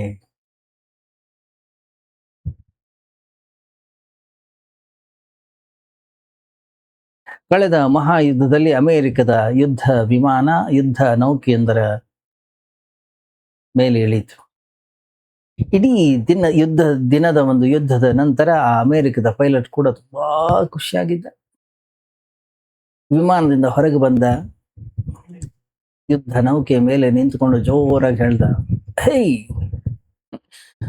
ಒಂದು ಮೆರಾಕಲ್ ಆಗೋಯ್ತು, ಒಂದು ಪವಾಡವೇ ಆಗೋಯ್ತು. 7 ಜಪಾನಿ ಯುದ್ಧ ವಿಮಾನಗಳನ್ನು ನಾನು ನೆಲಕ್ಕುಳಿಸಿದ್ದೇನೆ. 1 ಜಪಾನ್ ಯುದ್ಧ ನೌಕೆಗೆ ಬೆಂಕಿ ಹಚ್ಚಿದ್ದೀನಿ. ಪೆಟ್ರೋಲ್ ಖಾಲಿ ಆಗಿರೋದ್ರಿಂದ ನಾನು ಇಲ್ಲಿ ಇಳಿಬೇಕಾಯ್ತು. ಇಲ್ಲ ಅಂದ್ರೆ ಇನ್ನೂ 2-3 ವಿಮಾನಗಳನ್ನ ನಾನು ಸದೆ ಬಡಿತಾ ಇದ್ದೆ.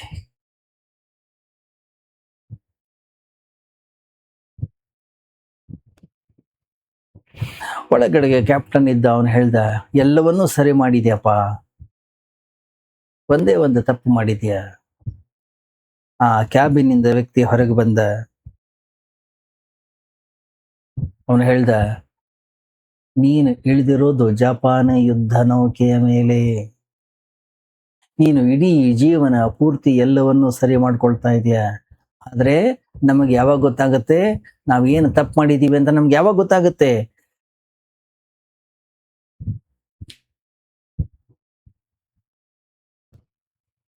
ಎಲ್ಲವನ್ನೂ ಸಂಗ್ರಹ ಮಾಡಿದೀವಿ, ಎಲ್ಲವನ್ನೂ ಕೂಡ ಉಳಿಸ್ಕೊಂಡಿವಿ, ನಮ್ಮನ್ನ ನಾವು ಬಚಾವ್ ಮಾಡ್ಕೊಳ್ಳೋದಕ್ಕೆ ಮರ್ತು ಹೋಗ್ತೀವಿ. ಸುತ್ತಮುತ್ತಲು ಎಲ್ಲವನ್ನೂ ಕೂಡ ಭದ್ರತೆಯನ್ನ ಮಾಡ್ಕೊಂಡಿವಿ, ಆದ್ರೆ ಒಳಗಡೆ ಅಸುರಕ್ಷಿತತೆ ಉಳಿತು. ಹೊರಗಡೆ ಎಲ್ಲ ವ್ಯವಸ್ಥೆಯನ್ನ ಮಾಡ್ಕೊಂಡ್ವಿ, ಭದ್ರತೆಯ ಗೋಡೆಗಳನ್ನ ದೊಡ್ಡದಾಗಿ ಕಟ್ಟಿಸ್ಕೊಂಡ್ವಿ ನಾವು. ಏನಾಯ್ತು? ಕಾರಾಗೃಹವನ್ನು, ಒಂದು ಜೈಲನ್ನ ನಿರ್ಮಾಣ ಮಾಡ್ಕೊಂಡ್ವಿ. 4 ಕಡೆಗಳಲ್ಲಿ ದೊಡ್ಡ ಬೆಟ್ಟವನ್ನೇ ನಾವು ನಿಲ್ಸ್ಕೊಂಡಿದ್ದೀವಿ. ಎಲ್ಲಿಂದಲೂ ಯಾವುದೇ ತರದ ಅಪಾಯ ಇಲ್ಲ. ಆದ್ರೆ ಅಪಾಯ ನಮ್ಮ ಒಳಗಡೆಯಿಂದಾನೇ ಬರ್ತಾ ಇದೆ. ಸಾವು ಎಲ್ಲೋ ಹೊರಗಡೆಯಿಂದ ಬರೋದಿಲ್ಲ. ನಾವು ನಮ್ಮ ಒಳಗಡೆಯಿಂದಲೇ ಬರುತ್ತೆ. ಮೃತ್ಯು ನಮ್ಮ ಅಂತಃಕರಣದಿಂದಲೇ ಬರುತ್ತೆ. ಯಾಕಂದ್ರೆ ಅದು ನಮ್ಮ ಜೊತೆಗೆ ಇದೆ. ಜನರದ ಜೊತೆಗೆ ಅದನ್ನ ತೆಗೆದುಕೊಂಡು ಬಂದಿದೀವಿ ನಾವು. ಪ್ರತಿ ದಿವಸ ಅದು ನಮ್ಮ ಜೊತೆಗೆ ಬೆಳೀತಾ ಇದೆ.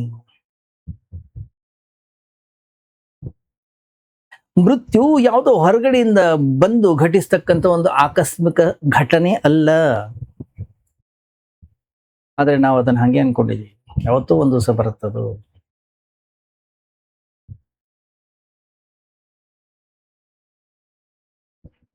ನಮ್ಮ ಅಂತಃಕರಣದ ಒಳಗಡೆಗೆ ನಾವು ಹಾಗೆ ಭಾವಿಸ್ತೀವಿ. ನಮ್ಮನ್ನ ನಾವು ರಕ್ಷಿಸಿಕೊಂಡ್ರೆ ನಾವು ಪಾರಾಗ್ಬೋದು ಅಂತ ಹೇಳಿ ನಾವು ಅನ್ಕೋತೀವಿ. ಆದ್ರೆ ನಮ್ಮನ್ನ ನಾವು ರಕ್ಷಿಸಿಕೊಳ್ಳಿಕ್ಕೆ ಆಗೋದಿಲ್ಲ. ಯಾಕಂದ್ರೆ ಮೃತ್ಯು ಒಳಗಡೆಯ ಬೆಳವಣಿಗೆ. ಅದು ನಮ್ ಜೊತೆನೆ ಬೆಳೀತಾ ಇದೆ. ನಾವು ಹೇಗೆ ಬೆಳೀತಾ ಇದೀವಿ ಅದು ನಮ್ ಜೊತೆಗೆ ಹಾಗೆ ಬೆಳ್ಕೊಂಡು ಬರ್ತೀವಿ. ನಾವು ಮಗುವಾಗಿದ್ದಾಗ ಅದು ಮಗುವೇ ಆಗಿತ್ತು. ನಾವು ಯುವಕರಾದಾಗ ಅದು ಯುವಕನೇ ಆಗಿದೆ. ನಾವು ಮಧ್ಯವಯಸ್ಕರು ಅದು ಮಧ್ಯವಯಸ್ಕರು. ನಾವು ವೃದ್ಧರು ಅದು ವೃದ್ಧತ್ವ ಹೊಂದುತ್ತೆ. ನಮ್ಮ ಜೊತೆಗೆ ಅದು ಕೂಡ ಬೆಳೀತಾ ಇದೆ. ಅದು ನಮ್ಮ ಒಳಗಡೆನೆ ಇದೆ, ಎಲ್ಲೋ ಹೊರಗಡೆ ಇಲ್ಲ, ಹೊರಗಡೆಯಿಂದ ಬರುವಂತದ್ದಲ್ಲ. ಅದರಿಂದ ಪಾರಾಗ್ಲಿಕ್ಕೆ ಯಾರಿಂದಲೂ ಕೂಡ ಸಾಧ್ಯವಿಲ್ಲ. ಎಲ್ಲಿಯ ಒಳಗೆ ನಾವು ನಮ್ಮ ಒಳಗಡೆ ಇರ್ತಕ್ಕಂಥ ಅಮೃತವನ್ನ ಕಂಡುಕೊಳ್ಳುವುದಿಲ್ವೋ ಅಲ್ಲಿಯ ತನಕವು ಯಾವ ಜ್ಞಾನವು ನಮ್ಮ ಕೆಲಸಕ್ಕೆ ಬರೋದಿಲ್ಲ.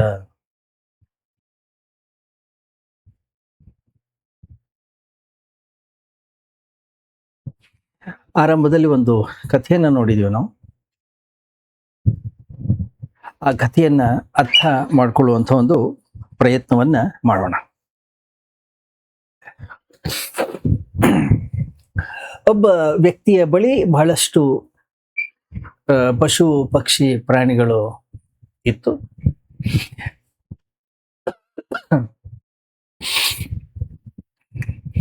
ಯಾವನೋ ಒಬ್ಬ ತಿಳಿದಂತ ಜ್ಞಾನಿ ಇದ್ದ. ಅವನಿಗೆ ಪಶು ಪಕ್ಷಿ ಪ್ರಾಣಿಗಳ ಭಾಷೆ ಅರ್ಥ ಆಗ್ತಾ ಇತ್ತು. ಅವನ ಬಳಿ ಹೋಗಿ ಹಠಕ್ಕೆ ಬಿದ್ದು ಆ ವಿದ್ಯೆಯನ್ನು ಅವನಿಂದ ಕಲಿತಾನ.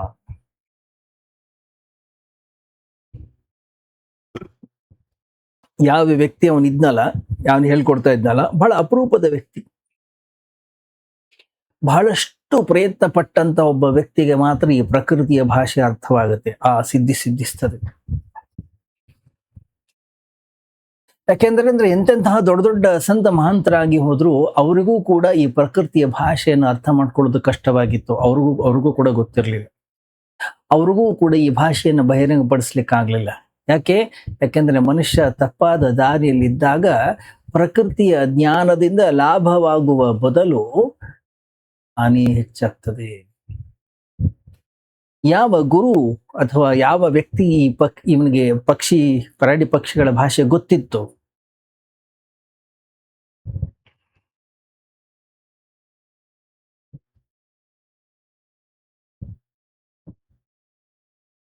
ಯಾವ ಗುರು ಅದನ್ನ ತಿಳ್ಕೊಂಡಿದ್ದ, ಅದನ್ನ ಯಾರಿಗೂ ಕೂಡ ಅವನು ಹೇಳಿರ್ಲಿಲ್ಲ. ಅದನ್ನ ಬಚ್ಚಿಟ್ಟಿದ್ದ, ಅದನ್ನ ಮುಚ್ಚಿಟ್ಟಿದ್ದ. ಆದ್ರೆ ಈ ವ್ಯಕ್ತಿ ಬಹಳ ಜಿದ್ದಿಗೆ ಬಿದ್ದು ಅದನ್ನ ಸಂಗ್ರಹ ಮಾಡ್ಕೊಂಡಿದ್ದ, ಕಲ್ತಿದ್ದ. ಅವನು ಗಮನಿಸಿ, ಜೀವನದಲ್ಲಿ ಹಠಕ್ಕೆ ಬಿದ್ದು ಜಿದ್ದಿಗೆ ಬಿದ್ದು ನಾವು ಏನನ್ನ ಕಲಿತೀವಿ ಅದರಿಂದ ಯಾವ ಲಾಭವೂ ಕೂಡ ನಮಗಾಗೋದಿಲ್ಲ. ಯಾಕಂದ್ರೆ ಜಿದ್ದಿಗೆ ಬೀಳೋದು ಅಂತಂದ್ರೆ ಬಲವಂತ ಅತ್ಯಾಚಾರ ಇದ್ದ ಹಾಗೆ. ಜಿದ್ದಿ ಅಂದ್ರೆ ಹಿಂಸೆ. ಯಾರಿಗೊತ್ತು ಈ ವ್ಯಕ್ತಿ ಅವನ ಮನೆ ಮುಂದೆ ಹೋಗಿ ಏನ್ ಹೆದರ್ಸಿದ್ನೋ, ಏನ್ ತಲೆ ಚಚ್ಕೊಂಡ್ನೋ, ಏನ್ ಗಲಾಟೆ ಮಾಡಿದ್ನೋ, ಏನ್ ಹಿಂಸೆ ಮಾಡಿದ್ನೋ ಗೊತ್ತಿಲ್ಲ. ಉಪವಾಸ ಕುಳಿತಿರ್ಬೇಕು ಅವನು ಗೊತ್ತಿಲ್ಲ. ಸತ್ಯಾಗ್ರಹ ಮಾಡಿರ್ಬೇಕು. ಇಲ್ಲ, ಇದು ನೀವು ನಂಗೆ ಹೇಳ್ಕೊಡ್ಲೇಬೇಕು, ಇಲ್ದೋದ್ರೆ ನಾನು ಆತ್ಮಹತ್ಯೆ ಮಾಡ್ಕೊಳ್ತೀನಿ ಅಂತ ಹೆದರ್ಸಿರ್ಬೇಕು ಅವನು ಗೊತ್ತಿಲ್ಲ. ತುಂಬಾ ಪೀಡಿಸಿರ್ಬೇಕು, ತುಂಬಾ ಹಠ ಹಿಡಿದಿರ್ಬೇಕು ಅವನು.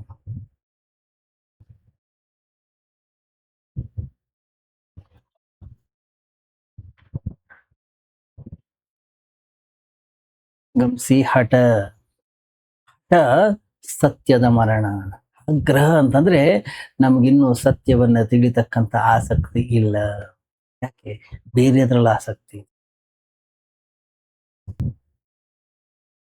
ಯಾವ ವ್ಯಕ್ತಿಗೆ ಸತ್ಯದ ಪ್ರತಿ ಆಸಕ್ತಿ ಇದೆ ಅವನಿಗೆ ಹೊರಗಡೆ ಯಾವ ವಿಷಯದ ಪ್ರತಿ ಆಸಕ್ತಿ ಇರುವುದಿಲ್ಲ.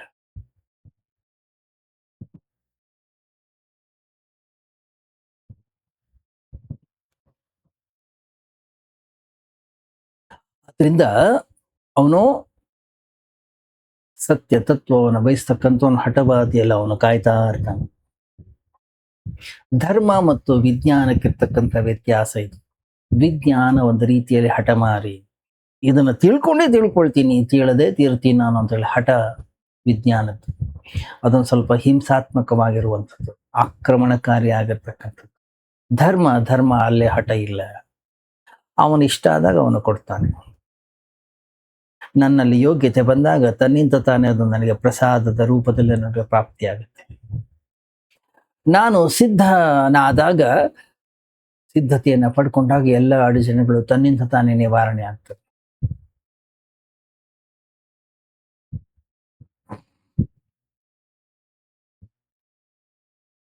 ಎಲ್ಲಿ ತನಕ ನಾನು ಅಜ್ಞಾನಿಯಾಗಿರ್ತೀನಿ, ಎಲ್ಲಿ ತನಕ ನನ್ನಲ್ಲಿ ವಿವೇಕವಿಲ್ಲ, ಆವಾಗ ನಾನು ಏನ್ ಹಠವನ್ನ ಮಾಡಿದ್ರೂ ಕೂಡ ಅದು ನನಗೆ ಅಪಾಯವನ್ನು ಉಂಟು ಮಾಡ್ತದೆ. ನನಗೇ ತಿಳುವಳಿಕೆ ಇಲ್ಲ, ಆವಾಗ ನಾನು ಏನು ಪಡೆದ್ರೂ ಅದೊಂದು ಭ್ರಮೆ ಆಗ್ತದೆ, ಅದು ನನಗೆ ಒಳ್ಳೆಯದನ್ನ ಮಾಡೋದಿಲ್ಲ.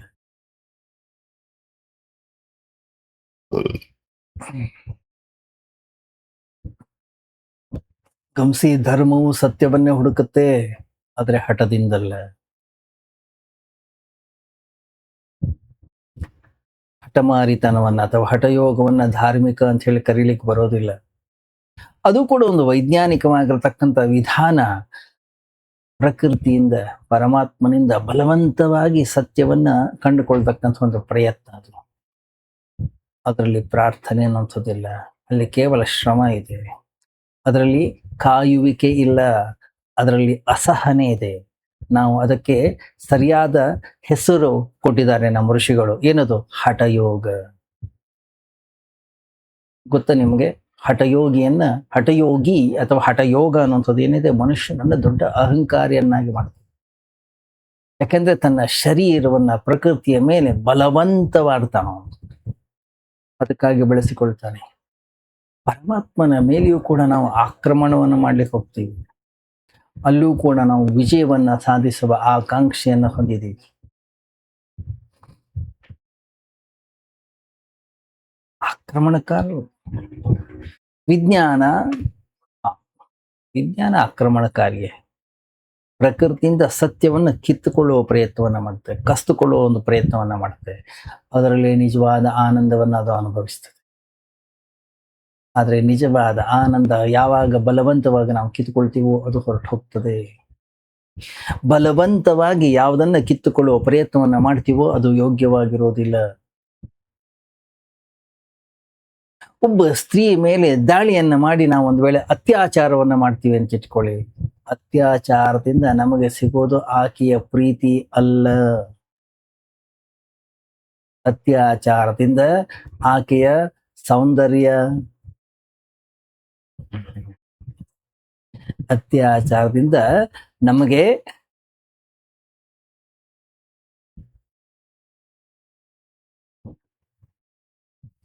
ಏನು ಶರೀರ ಸಿಗ್ಬೋದಷ್ಟೇ. ನಿಜವಾದ ಸ್ತ್ರೀಯ ಪರಿಚಯ ನಮಗಾಗೋದಿಲ್ಲ. ಅವಳ ಬಟ್ಟೆಯನ್ನ ಸರಿಸಬಹುದಷ್ಟೇ ನಾವು. ಒಬ್ಬ ಪ್ರೇಮಿ ಏನನ್ನ ಪಡಿತಾನೆ ಅದು ನಿಮಗೆ ಸಿಗೋಲ್ಲ. ಪ್ರಕೃತಿಯ ರಹಸ್ಯವನ್ನ ನಾವು ಪ್ರೀತಿಯಿಂದ ಅರಸಬೇಕೇ ಹೊರತು, ಪ್ರೀತಿಯಿಂದ ಅನಾವರಣವನ್ನ ಮಾಡಬೇಕೇ ಹೊರತು ಕ್ರಮಣದಿಂದಲ್ಲ. ಪ್ರೀತಿಯಿಂದ ತೆಗೆದಾಗ ಸಿಗ್ತಕ್ಕಂಥ ಆನಂದವೇ ಬೇರೆ, ಅದರ ಸೌಂದರ್ಯವೇ ಬೇರೆ, ಅದರ ಸಂಪೂರ್ಣ ಗುಣಧರ್ಮವೇ ಬದಲಾಗುತ್ತದೆ. ಯಾವ ಒಬ್ಬ ವ್ಯಕ್ತಿ ನಮ್ಮಿಂದ ಬಲವಂತವಾಗಿ ಕಸಿದುಕೊಳ್ಳೋದಕ್ಕೂ, ನಾವಾಗೆ ಪ್ರೀತಿಯಿಂದ ಕೊಡೋದಕ್ಕೂ ಅಥವಾ ಪ್ರೀತಿಯಿಂದ ಸ್ವೀಕಾರ ಮಾಡೋದಕ್ಕೂ ಬಹಳಷ್ಟು ವ್ಯತ್ಯಾಸ ಇದೆ.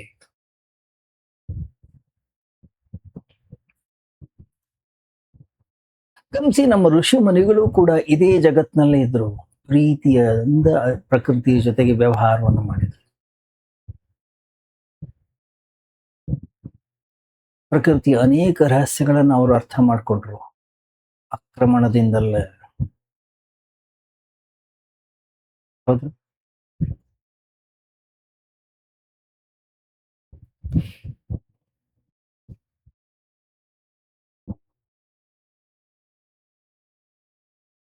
ನಾವು ಏನು ಈ ಮಾಹಿತಿಯನ್ನ ಜ್ಞಾನವನ್ನ ಗಳಿಸ್ತಾ ಇದ್ದೀವಿ, ಅದು ಆಕ್ರಮಣದಿಂದ ಕಲ್ತ್ಕೊಂಡಿರೋದು. ಅಲ್ಲೊಂದು ಸೌಂದರ್ಯವಿಲ್ಲ, ಅಲ್ಲಿಂದ ಸತ್ಯದ ಉಪಲಬ್ಧಿ ನಮಗಾಗ್ತಾ ಇಲ್ಲ. ಮತ್ತೆ ಒಂಥರ ಹೇಳಬೇಕು ಅಂತಂದ್ರೆ, ಪ್ರಕೃತಿಯ ಗರ್ಭದಿಂದ ಬಲವಂತವಾಗಿ ಹೊರಗಡೆಗೆ ತೆಗೆದು ಅದನ್ನ ನೋಡುವ ಪ್ರಯತ್ನವನ್ನ ನಾವು ಮಾಡ್ತಾ ಇದ್ದೀವಿ. ಆ ಪ್ರಕೃತಿ ಒಂದಿಷ್ಟು ಸಮಯ, ಒಂದಿಷ್ಟು ಅವಕಾಶವನ್ನು ಕೊಡುತ್ತೆ. ಅದಕ್ಕೊಂದು ಸಮಯ ಅಂತ ಇರುತ್ತೆ. ಹಾಗಿದ್ದಾಗ ಮಾತ್ರನೇ ಅದನ್ನ ಅರಿಲಿಕ್ಕೆ ಸಾಧ್ಯ ನಮ್ಮ ಕೈನಲ್ಲಿ.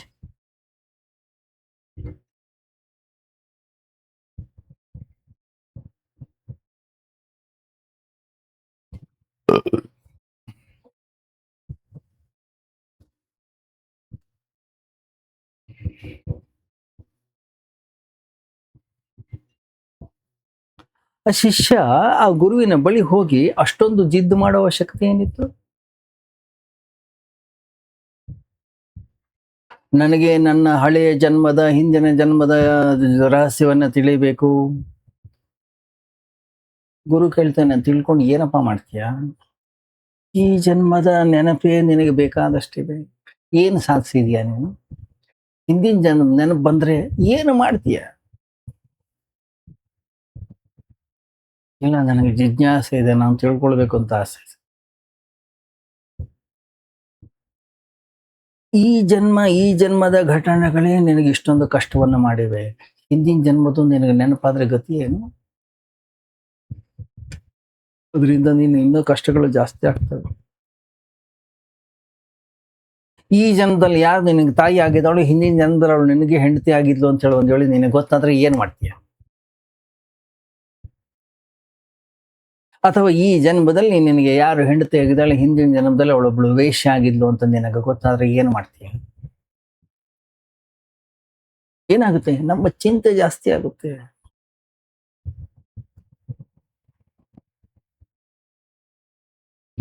ಗಮನಿಸಿ, ನೆನಪು ಮಾಡ್ಕೊಳ್ಳೋದು ಸುಲಭ, ಮರೆಯೋದು ಬಹಳ ಕಷ್ಟ. ಆಮೇಲೆ ಹೆಂಗಾರು ಮಾಡಿ ಅದನ್ನ ಮರೆಸಿ ಸ್ವಾಮಿ ಅಂತ ಹೇಳಿ ಮತ್ತೆ ಓಡ್ ಹೋಗ್ಬೇಕಾಗುತ್ತೆ ಇನ್ಯಾರ್ದು ಆಗ್ತದೆ. ಸ್ಮೃತಿಯ ಬಾಗಿಲನ್ನ ಒಮ್ಮೆ ತೆರೆದ್ರೆ ಸಾಕು, ಏನಾಗ್ತದೆ ಹೇಳೋದು ಕಷ್ಟ. ಒಂದು ಜನ್ಮದ ಮಾತ್ರ ತೆಗೆಯೋದೆಲ್ಲ, ಬಾಗಿಲು ತೆರೆದ್ರೆ ಅನಂತ ಜನ್ಮದ ಬಾಗಿಲುಗಳು ತೆಗೆದುಕೊಳ್ತವೆ. ಏನಾಗ್ತೀವಿ ನಾವು? ಇವಾಗಲೇ ಹುಚ್ಚರಾಗಿದ್ದೀವಿ, ಭಯಂಕರ ಹುಚ್ಚರಾಗ್ತೀವಿ ಅಷ್ಟೆ. ಆದ್ರಿಂದ ಹಠದಿಂದ ಏನೇ ಆಗ್ಲಿ, ನಾನು ಹುಚ್ಚಾದ್ರೂ ಕೂಡ ಪರವಾಗಿಲ್ಲ, ಹಿಂದಿನ ಜನ್ಮದನ್ನ ನಾನು ತಿಳ್ಕೊಳ್ಳೇಬೇಕು ಅಂತ ಹೇಳಿ ಪಟ್ಟು ಹಿಡಿದ್ರೆ, ಈ ತರದ ಜಿದ್ದಿನಿಂದ ಪಡೆದಂತಹ ಏನೇ ಜ್ಞಾನ ಅವನಿಗೆ ಅದನ್ನ ಹಾನಿಯನ್ನು ಉಂಟು ಮಾಡ್ತದೆ. ಅಲ್ಲ, ಒಬ್ಬ ಗುರುವಿನ ಹತ್ರ ಹೋಗಿ ಹಿಂಗೆ ಒಬ್ಬ ಹಠ ಹಿಡ್ದಿದ್ದ. ಅವನು ಹೇಳ್ದ, 1 ವರ್ಷ ವೆಯ್ಟ್ ಮಾಡು, ಆಮೇಲೆ ಬಾ, ನಾನು ಹಿಂಗೆ ಹೇಳ್ಕೊಡ್ತೀನಿ. ಆಮೇಲೆ ಅಷ್ಟೆಲ್ಲ ವೆಯ್ಟ್ ಮಾಡೋಕ್ಕೆಲ್ಲ ಆಗಲ್ಲ, ನೀವಿಲ್ಲ ಅಂದ್ರೆ ಇನ್ಯಾರ ಹತ್ರ ಹೋಗಿ ಕಲ್ತ್ಕೊಂಡ್ ಬರ್ತೀನಿ. ಹೊರಟೋಗ್ಬಿಟ್ಟ. ಗಮನಿಸಿ, ಮನುಷ್ಯ ಅಪಾಯಕ್ಕೆ ಸಿಲುಕುತ್ತಾನೆ. ಪ್ರಕೃತಿ ಬಹಳಷ್ಟು ವಿಚಾರವನ್ನ ಮಾಡಿಯೇ ನಮಗೆ ಹಿಂದಿನ ಜನ್ಮದ ನೆನಪನ್ನ ನಮಗೆ ನೀಡಿಲ್ಲ, ಕೊಟ್ಟಿಲ್ಲ. ಮನುಷ್ಯ ಸತ್ತ ತಕ್ಷಣನೇ ಒಂದು ಪರದೆ ಬಿದ್ದೋಗ್ಬಿಡುತ್ತೆ. ಹೊಸ ಜನ್ಮ ಆಗ್ತದೆ, ಹೊಸ ಪ್ರಯಾಣ ಶುರುವಾಗ್ತದೆ. ಇಲ್ಲ ಅಂದ್ರೆ ಹಿಂದಿನ ಜನ್ಮದೆಲ್ಲ ಲಗೇಜ್ ಕ್ಯಾರಿ ಮಾಡ್ತೀವಿ ನಾವು. ನಮ್ಮ ಕೈನೆಲ್ಲ ಆಗಲ್ಲ ಅದನ್ನ ಕ್ಯಾರಿ ಮಾಡ್ಲಿಕ್ಕೆ. ಅದ್ರ ಒಳಗಡೆ ಸಿಕ್ಕು ಮತ್ತೆ ಸತ್ತೋಗ್ತೀವಿ ಅಷ್ಟೇ.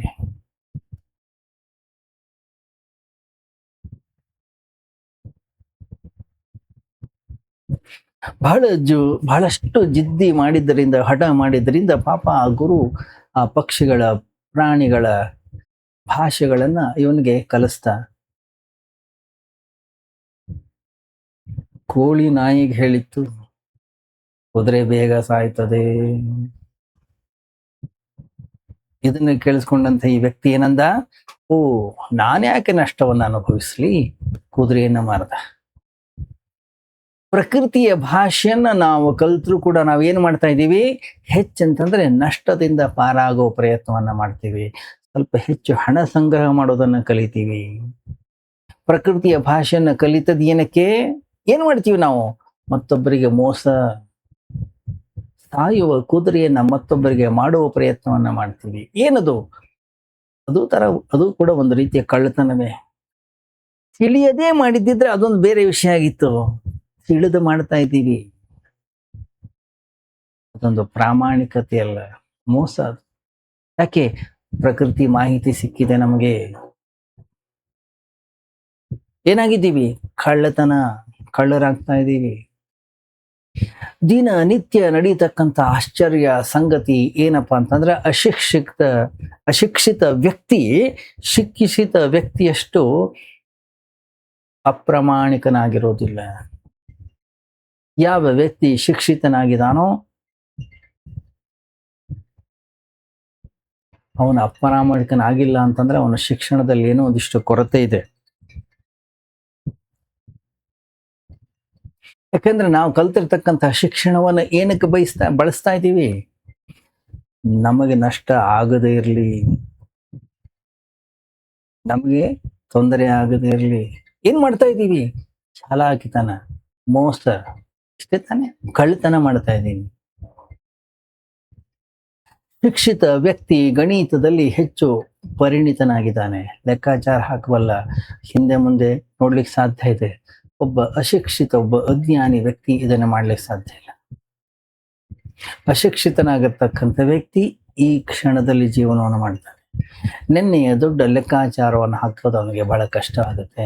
ಯಾಕಂದ್ರೆ ಅವನ ಹತ್ರ ಅಷ್ಟು ದೊಡ್ಡ ದೊಡ್ಡ ಸಂಖ್ಯೆಗಳಿಲ್ಲ. ಹೆಚ್ಚಂದ್ರೆ 10ರ ತನಕ ಮಾಡ್ಬೋದು, ಹೆಚ್ಚಂದ್ರೆ 100ರ ತನಕ ಮಾಡ್ಬೋದು, ಹೆಚ್ಚಂದ್ರೆ ಬೆರಳುಗಳ ಮೂಲಕ ಎಣಿಸ್ಬೋದು. ಕಾಂಗೋ ನದಿ ಅಂತ ಹೇಳಿ ಒಂದು ನದಿ, ಆ ನದಿಯ ಪಕ್ಕ ಒಂದು ಚಿಕ್ಕ ಬುಡಕಟ್ಟು ಜನಾಂಗ ಇದೆ. ಆ ಬುಡಕಟ್ಟು ಜನಾಂಗದಲ್ಲಿ 3 ಸಂಖ್ಯೆಗಳು, 1, 2, 3, ಆಮೇಲೆ 11, 12, 13, ಅದಕ್ಕಿಂತ ಜಾಸ್ತಿ ಸಂಖ್ಯೆನೇ ಇಲ್ಲ.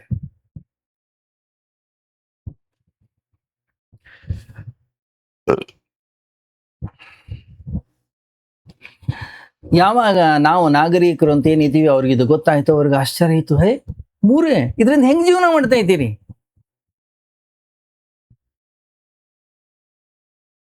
ಅನಾದಿ ಕಾಲದಿಂದಲೂ ಆ 3 ಸಂಖ್ಯೆಯಲ್ಲಿ ಅವರು ನಡೀತಾ ಇದೆ ಜೀವನ. ಆ ಜನಾಂಗದಲ್ಲಿ ಕೆಲವು ಗುಣಲಕ್ಷಣಗಳಿವೆ. ಇನ್ನೂವರೆಗೂ ಅವರು ಯಾವುದೇ ತರ ಕಳ್ಳತನವನ್ನ ಮಾಡಿಲ್ಲ. ಯಾಕಂತಂದ್ರೆ ಕಳ್ಳತನವನ್ನ ಮಾಡ್ಲಿಕ್ಕೆ ನಿಮ್ಗೆ ದೊಡ್ಡ ಮ್ಯಾಥಮೆಟಿಕ್ಸ್ ಗೊತ್ತಿರಬೇಕು. ಅವರು ಕಳ್ಳರಲ್ಲ, ಅವರು ಅಪ್ರಾಮಾಣಿಕರಾಗಿಲ್ಲ, ಅವರು ವಂಚಕರಲ್ಲ.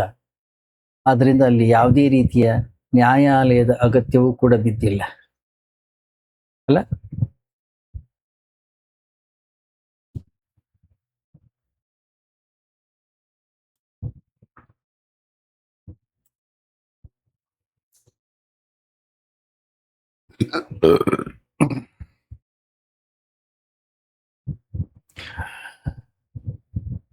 ಅತ್ಯಂತ ಶಾಂತಿಯುತವಾಗಿರ್ತಕ್ಕಂಥ ಬುಡಕಟ್ಟು ಮೋಸ ಮಾಡಲಿಕ್ಕೆ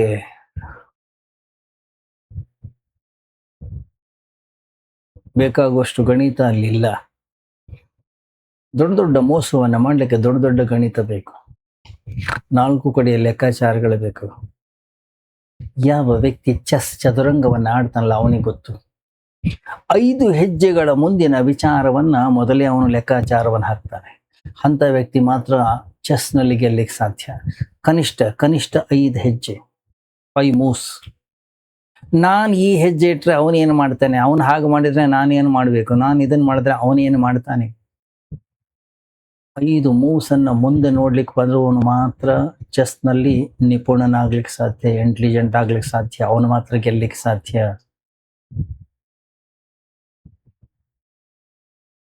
ಇಲ್ಲದ್ರೆ ಚೆಸ್ ಆಡ್ಲಿಕ್ಕೆ ಹೋಗ್ಬಾರ್ದು.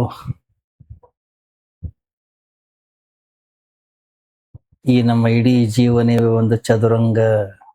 ಇಲ್ಲಿ ಇಲ್ಲಿ ಬರೀ ಮೋಸದ ಆಟವೇ ನಡೀತಾ ಇದೆ.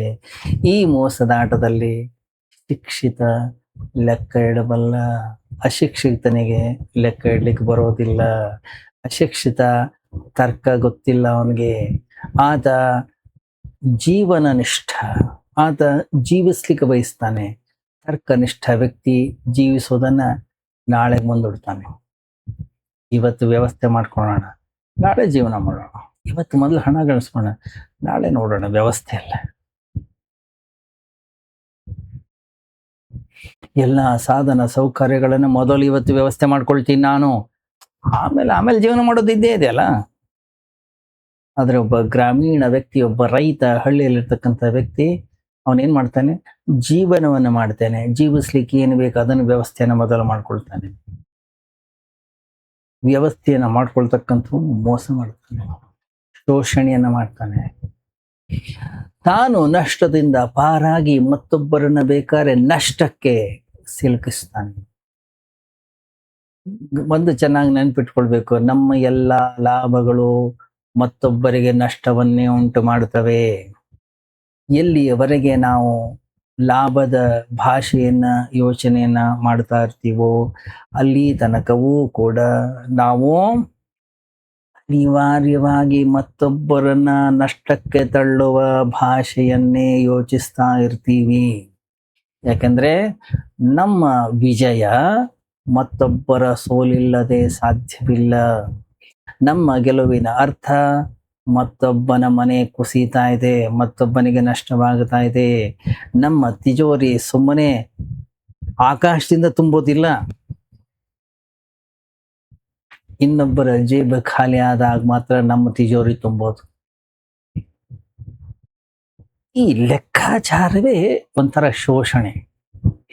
ಅದರಿಂದ ಲಾಭದ ಭಾಷೆಯಲ್ಲಿ ಯೋಚಿಸ್ತಕ್ಕಂಥ ವ್ಯಕ್ತಿ ಎಂದಿಗೂ ಯಾವತ್ತೂ ಸ್ನೇಹದ ಭಾಷೆಯಲ್ಲಿ ಯೋಚಿಸ್ಲಿಕ್ಕೆ ಸಾಧ್ಯ ಇಲ್ಲ. ಅವ ಯಾವಾಗಲೂ ಶತ್ರುತ್ವದ ಭಾಷೆಯಲ್ಲಿ ಚಿಂತೆ ಮಾಡ್ತಾ ಇರ್ತಾನೆ, ಯೋಚನೆಯನ್ನ ಮಾಡ್ತಾ ಇರ್ತಾನೆ. ನಾವು ಹೇಳ್ತೀವಿ ನಾವು ಸ್ನೇಹಿತರು, ನಾವು ಎಷ್ಟೇ ನಾಟಕ ಆಡಿದ್ರು ಕೂಡ ನಾವು ಸ್ನೇಹಿತರಾಗ್ಲಿಕ್ಕೆ ಸಾಧ್ಯ ಇಲ್ಲ. ಯಾಕೆಂದ್ರೆ ಅಲ್ಲಿ ಸ್ಪರ್ಧೆ ಇದೆ, ಕಾಂಪಿಟೇಷನ್ ಇದೆ. ಸ್ನೇಹ ಅನ್ನುವಂಥದ್ದು ಕೇವಲ ಮೇಲ್ಗಡೆಯ ನಾಟಕ, ಒಂದು ಮುಖವಾಡ ಮಾತ್ರ. ಅದರ ಅಗತ್ಯ ಇದೆ. ಯಾಕಂದ್ರೆ ಜೀವನ ಅಂತಕ್ಕಂಥ ಈ ಇಂಜಿನ್ ನಡಿಬೇಕಾದ್ರೆ ಇದರ ಚಕ್ರಗಳು ಸವಿದೆ ಇರ್ಲಿಕ್ಕೆ, ಅದರ ಬಿಡಿ ಭಾಗಗಳು ಒಂದಕ್ಕೊಂದು ಡಿಕ್ಕಿ ಹೊಡಿದೇ ಇರ್ಲಿಕ್ಕೆ ನಾವು ಎಣ್ಣೆ ಹಾಕೋದಿಲ್ವ? ಹಾಗೆ ಆ ಎಣ್ಣೆಯಿಂದ ಸವಿಯೋದಿಲ್ಲ. ಹಾಗೆ ನಾವು ನಗ್ತೀವಿ, ನಮ್ಮ ಸ್ನೇಹ ಏನಿದು, ಇದರಲ್ಲಿ ಜೀವನದಲ್ಲಿ ಎಣ್ಣೆ ಇದ್ದ ಹಾಗೆ ಕೆಲಸ ಮಾಡ್ತವು. ಇದರಿಂದಾಗಿ ಇತರ ಜೊತೆಗೆ ಜೋರಾಗಿ ಡಿಕ್ಕಿ ಹೊಡೆಯೋದಿಲ್ಲ. ಡಿಕ್ಕಿ ಇದೆ, ಆದ್ರೆ ಆ ಡಿಕ್ಕಿ ಜಾಸ್ತಿ ಏಟು ಮಾಡೋದಿಲ್ಲ. ಯಾಕೆಂದ್ರೆ ಜೀವನದ ನಿಯಮವೇ ಸ್ಪರ್ಧೆ.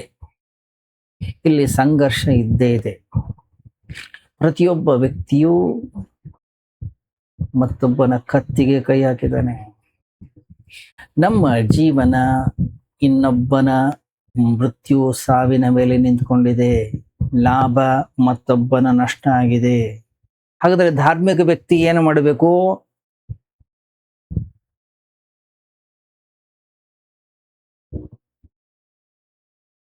ಇಲ್ಲಿ ಕೆಲವು ವಿಷಯಗಳಿವೆ, ಅವುಗಳನ್ನ ನಾವು ಹೆಚ್ಚಿಸಿದ್ರೂ ಇತರರಿಗೆ ನಷ್ಟ ಆಗೋದಿಲ್ಲ ಅಷ್ಟೇ. ಅವುಗಳ ಹುಡುಕಾಟವೇ ಧರ್ಮ. ನಾವು ಯಾವುದನ್ನ ಲಾಭ ಅಂತ ಭಾವಿಸ್ತಾ ಇದ್ದೀವೋ ಅದರಿಂದ ಮತ್ತೊಬ್ಬರಿಗೆ ಹಾನಿಯಾಗ್ತಾ ಇದೆ ಅಂತಂದ್ರೆ ಆ ಲಾಭ ಸುಳ್ಳು. ಈ ಸೂತ್ರವನ್ನು ನಾವು ನೆನ್ಪಿಟ್ಕೋಬೇಕು. ಸಾವಿನ ಸಮಯದಲ್ಲಿ ನಾವು ಸಂಕಷ್ಟಕ್ಕೀಡಾಗ್ತೀವಿ. ನಮ್ಮ ಲಾಭದಿಂದ ಯಾರಿಗೂ ಹಾನಿ ಆಗದ ಅಂತಹ ಯಾವುದಾದ್ರೂ ಜೀವನದಲ್ಲಿ ನಾವು ಹುಡುಕಬೇಕು. ಆಗ ಮಾತ್ರ ನಾವು ಧರ್ಮದ ಈ ಸೂತ್ರವನ್ನ ಕಂಡು ಹಿಡ್ಕೊಂಡಿದ್ದೀವಿ ಅಂತ ಅರ್ಥ. ಯಾವ ಲಾಭದಿಂದ ಮತ್ತೊಬ್ಬರಿಗೆ ಹಾನಿ ಆಗುವುದಿಲ್ಲವೋ ಆ ಲಾಭದಿಂದ ಮತ್ತೊಬ್ಬರಿಗೂ ಲಾಭ ಆಗುತ್ತೆ. ನಿಜವಾಗ್ಲೂ ಇದನ್ನು ಕಂಡುಕೊಂಡ್ರೆ ಬಹಳ ಆಶ್ಚರ್ಯವಾಗುತ್ತೆ ನಮಗೆ. ನಮ್ಮ ತಿಜೋರಿಯಲ್ಲಿ ಹಣ ಹೆಚ್ಚಾದ್ರೆ ಇನ್ನೊಬ್ಬ ವ್ಯಕ್ತಿ ಬಡವನಾಗುತ್ತಾನೆ. ಆದ್ರೆ ನಮ್ಮ ಪ್ರೀತಿಯ ಖಜಾನೆ ಹೆಚ್ಚಾದ್ರೆ ಯಾರೂ ಬಡವರಾಗೋದಿಲ್ಲ. ನಮ್ಮ ಅಂತಃಕರಣದ ಒಳಗಡೆಗೆ ಪ್ರೀತಿ ಪ್ರೇಮ ಅನ್ನೋದು ಎಷ್ಟು ಹೆಚ್ಚಾಗ್ತಾ ಹೋಗ್ತದೆ, ಅಷ್ಟಷ್ಟೇ ಮತ್ತೊಬ್ಬರಲ್ಲೂ ಕೂಡ ಪ್ರೀತಿಯಲ್ಲಿ ಹೆಚ್ಚಿಸುವ ಹಾಗೆ ನಿಪುಣ ಯಶಸ್ವಿ ನಾವಾಗ್ತೀವಿ. ನಮ್ಮ ಆ ಪ್ರೀತಿಯ ಸಂಪತ್ತು ಯಾವತ್ತೂ ಕೂಡ ಬಡತನವಾಗೋದಿಲ್ಲ, ಕಡಿಮೆ ಆಗೋದಿಲ್ಲ. ನಮ್ಮ ಪ್ರಾರ್ಥನೆ ಹೆಚ್ಚಿದರೆ ಮತ್ತೊಬ್ಬರ ಪ್ರಾರ್ಥನೆಗಳು ಅವ್ರು ಕಿತ್ಕೊಳ್ತೀವಿ ಅಲ್ಲ, ಮತ್ತೆ ಉಲ್ಟಾ ಆಗುತ್ತೆ. ಮತ್ತೊಬ್ಬ ವ್ಯಕ್ತಿಯು ಪ್ರಾರ್ಥನಾ ಪೂರ್ಣನಾಗ್ತಾನೆ ವ್ಯಕ್ತಿ. ನನ್ನ ಧ್ಯಾನ, ನನ್ನ ಸಾಧನೆ ಆಳವಾದ್ರೆ ಅದು ಮತ್ತೊಬ್ಬರಿಗೆ ಅದು ತೊಂದರೆಯನ್ನು ಕೊಡುತ್ತೆ, ಮತ್ತೊಬ್ಬರ ಧ್ಯಾನ ಕಡ್ಡಿ ಆಗುತ್ತೆ ಅಲ್ಲ. ನಮ್ಮ ಧ್ಯಾನ, ನಮ್ಮ ಸಾಧನೆ ಹೆಚ್ಚಾದ ಅದರ ವೇಗ ಹೆಚ್ಚಾದ ಹಾಗೆ ಇನ್ನೊಬ್ಬ ವ್ಯಕ್ತಿಯು ಕೂಡ ನನ್ನ ಜೊತೆಗೆ ಬೆಳೀತಾನೆ. ಯಾಕೆ? ನನ್ನ ಸುತ್ತಲೂ ಆ ರೀತಿಯ ತರಂಗಗಳು ನಿರ್ಮಾಣವಾಗ್ತವೆ, ಸೃಷ್ಟಿಯಾಗುತ್ತವೆ. ಆ ತರಂಗಗಳು ಎಲ್ಲರಿಗೂ ಕೂಡ ಆಸರೆಯಾಗ್ತವೆ. ಆತ್ಮಿಕ ಈ ಜೀವನದಲ್ಲಿ ನಾವು ಏನೇ ಮಾಡಿದ್ರು ನಮಗೆ ಮಾತ್ರ ಸಿಗೋದಲ್ಲ, ಅದು ಎಲ್ಲರಿಗೂ ಕೂಡ ಸಿಗ್ತದೆ. ಅದರಲ್ಲಿ ಎಲ್ಲರೂ ಕೂಡ ಪಾಲುದಾರರಾಗ್ತಾರೆ.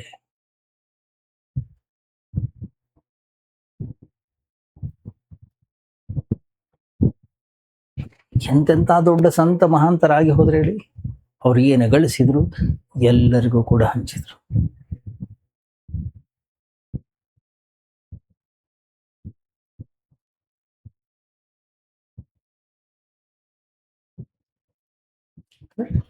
ಒಬ್ಬ ಒಬ್ಬ ವ್ಯಕ್ತಿ ಮನೆಗೆ ಒಬ್ಬ ಸಂತ ಬಂದಿದ್ದ, ಒಬ್ಬ ಫಕೀರ್. ಆ ಫಕೀರ್ ಯಾರೋ ಸಂತ ಇದ್ದ, ಬಹಳ ಸುಪ್ರಸಿದ್ಧನಿದ್ದ. ದೂರದಿಂದ ಅವನನ್ನ ನೋಡ್ಲಿಕ್ಕೆ ಜನ ಬರ್ತಾ ಇದ್ರು. ಯಾಕಂದ್ರೆ ಅವನು ಬಹಳ ದೊಡ್ಡ ಸಂತ ಅಂತ ಹೇಳಿ ಭಾವಿಸಿದ್ರು.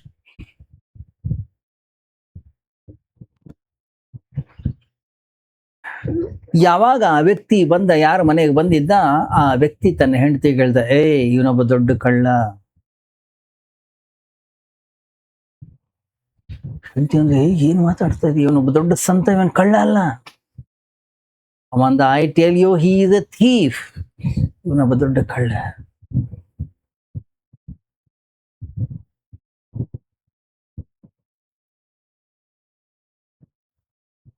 ಏನ್ ಹೇಳ್ತಾ ಇದೀಯಾ? Because he wants heaven only for himself. ಯಾಕೆ ಅಂತಂದ್ರೆ ಇವನಿಗೆ ಕೇವಲ ಸ್ವರ್ಗವನ್ನ ಮಾತ್ರ ಬಯಸ್ತಾ ಇದ್ದಾನೆ ಈತ ಕಳ್ಳ. ಈತ ಯಾವತ್ತಿಗೂ ಕೂಡ ಪ್ರಾರ್ಥನೆಯನ್ನು ಇನ್ನೊಬ್ಬರ ಜೊತೆಗೆ ಹಂಚಿಕೊಳ್ಳಿಲ್ಲ. ಜನ ಧನವನ್ನ, ಆಸ್ತಿಯನ್ನ, ಸಂಪತ್ತನ್ನ, ಐಶ್ವರ್ಯವನ್ನ ತಿಜೋರಿಯಲ್ಲಿಟ್ಟ ಹಾಗೆ ಈತ ತನ್ನ ಪ್ರಾರ್ಥನೆಯನ್ನು ಒಳಗಡೆ ಇಟ್ಕೊಂಡಿದ್ದಾನೆ. ಈತ ಧ್ಯಾನವನ್ನ ತನ್ನ ಸ್ವತ್ತು ಅಂತ ಭಾವಿಸ್ತಾ ಇದ್ದಾನೆ. ಇವನು ಬಹಳ ದೊಡ್ಡ ಕಳ್ಳ.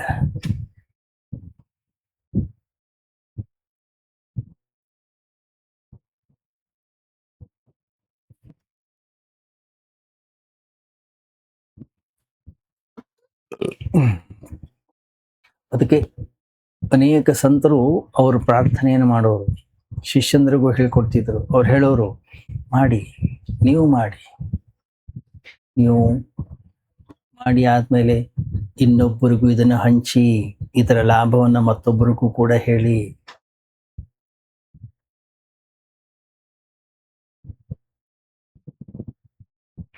ಈ ಪ್ರಾರ್ಥನೆಯ ಫಲ ಇಡೀ ಪೃಥ್ವಿಗೆ, ಸಕಲ ಪ್ರಾಣಿ ಮಾತ್ರಕ್ಕೆ ಇದು ಲಭ್ಯವಾಗಲಿ, ಎಲ್ಲರಿಗೂ ಶಾಂತಿ ಸಿಗಲಿ, ಎಲ್ಲರಿಗೂ ಒಳ್ಳೇದಾಗಲಿ.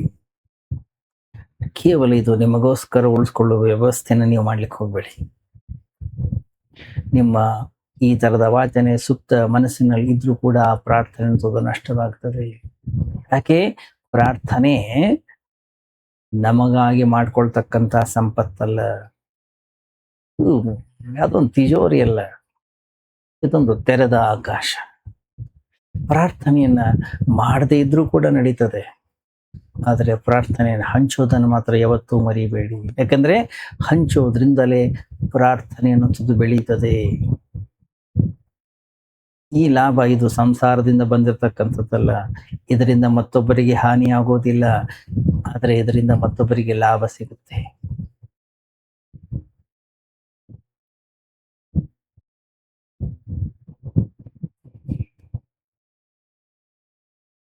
ನಾವು ಎಷ್ಟು ಹಂಚ್ತೀವೋ ಅಷ್ಟು ನಮ್ಮ ಅಂತಃಕರಣದ ಒಳಗೆ ಬೆಳೀತಾ ಹೋಗ್ತದೆ.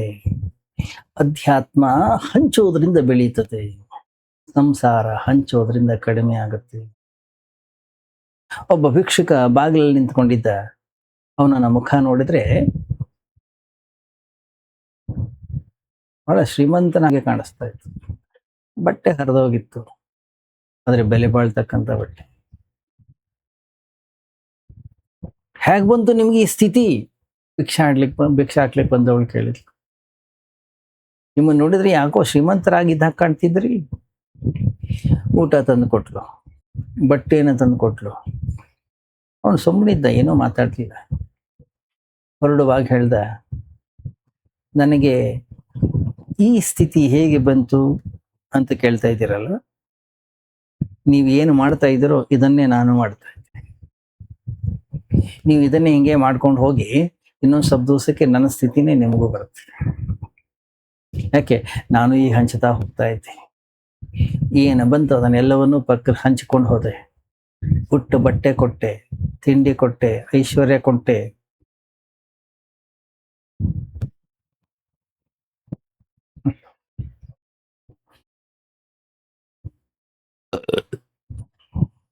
ನೀವು ಕೇಳಿದ್ಕೊಳ್ಳಿ, ಇದನ್ನ ನಾನು ನಿಮ್ಗೆ ಹೇಳಲಿಲ್ಲ, ಯಾಕಂದ್ರೆ ನಂಗೆ ಬಟ್ಟೆ ಊಟ ಬೇಕಿತ್ತು ಇವತ್ತು.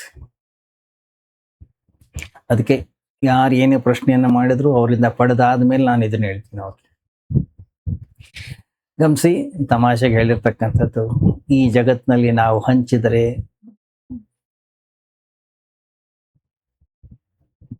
ಬಡವರಾಗ್ತೀವಿ, ಅಧ್ಯಾತ್ಮದಲ್ಲಿ ಹಂಚಿದರೆ ಶ್ರೀಮಂತರಾಗ್ತೀವಿ. ನಮ್ಮ ಹಾನಿ ಇತರರಲ್ಲಿ ಲಾಭ. ಇಲ್ಲಿ ಲಾಭ ಮತ್ತು ಹಾನಿ ವ್ಯಾವಹಾರಿಕ ನಿಯಮಗಳು. ಹೊರಗಡೆಯ ಜಗತ್ತಿನ ಲಾಭ ನಷ್ಟಗಳು, ಅಧ್ಯಾತ್ಮ ಜೀವನದ ಲಾಭ ನಷ್ಟಗಳು ಬೇರೆ. ಅಧ್ಯಾತ್ಮದಲ್ಲಿ ಮತ್ತೊಬ್ಬರ ಲಾಭ ನಮ್ಮ ಲಾಭ, ಮತ್ತೊಬ್ಬರ ಹಾನಿ ನಮ್ಮ ಹಾನಿ. ಇಲ್ಲಿ ನಮಗೂ ಇನ್ನೊಬ್ಬರಿಗೂ ವ್ಯತ್ಯಾಸ ಇಲ್ಲ. ಅಲ್ಲಿ ನಾವು ಬೇರೆ ಅವ್ರು ಬೇರೆ ಅಂತಕ್ಕಂತಹ ಆ ಅಂತರ ಏನಿದೆ ಅದು ಬಿದ್ದು ಹೋಗುತ್ತೆ. ನನಗೆ ಏನಾಗ್ತದೆ ಅದೇ ಇನ್ನೊಬ್ಬರಿಗೂ ಆಗುತ್ತೆ, ಇನ್ನೊಬ್ಬರಿಗೆ ಏನಾಗ್ತದೋ ಅದೇ ನನಗೂ ಆಗುತ್ತೆ. ಇದಕ್ಕೆ ಹೆಸರು ಅಧ್ಯಾತ್ಮ. ಅಧ್ಯಾತ್ಮ ಮತ್ತು ಸಂಸಾರದ ವ್ಯತ್ಯಾಸದ ವ್ಯಾಖ್ಯಾನ ಇದು.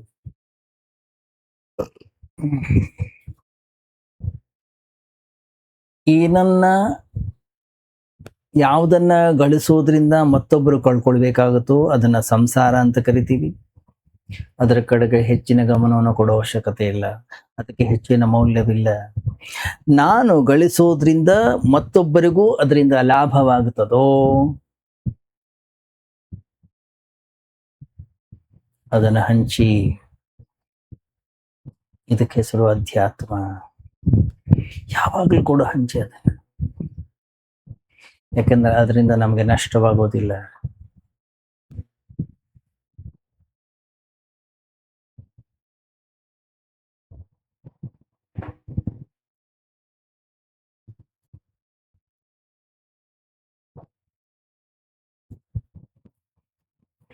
ಅದರಿಂದ ಈ ಜಗತ್ತಿನಲ್ಲಿ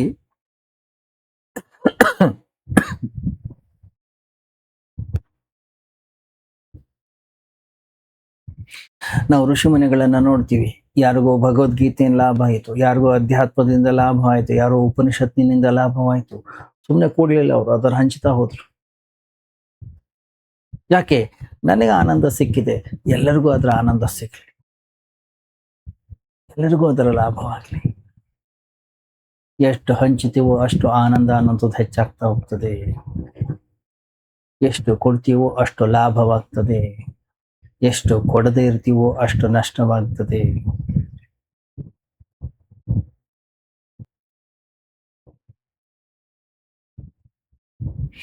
ಅದರಿಂದ ಹೊರಗಡೆಯ ಜಗತ್ತಿನ ವಿಷಯ ವಸ್ತುಗಳ ವ್ಯರ್ಥವಾಗಿರ್ತಕ್ಕಂತಹ ವಿಷಯಗಳ ಸಂಗ್ರಹಕ್ಕಿಂತ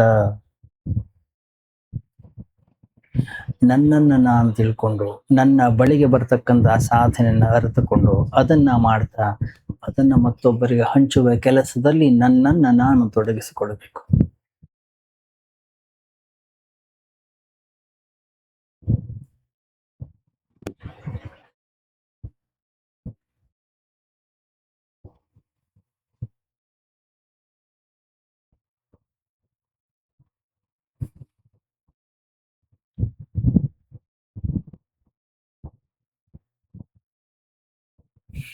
ಮುಂದುವರಿಯುತ್ತೆ ನಾಳೆ ಚಿಂತನೆ.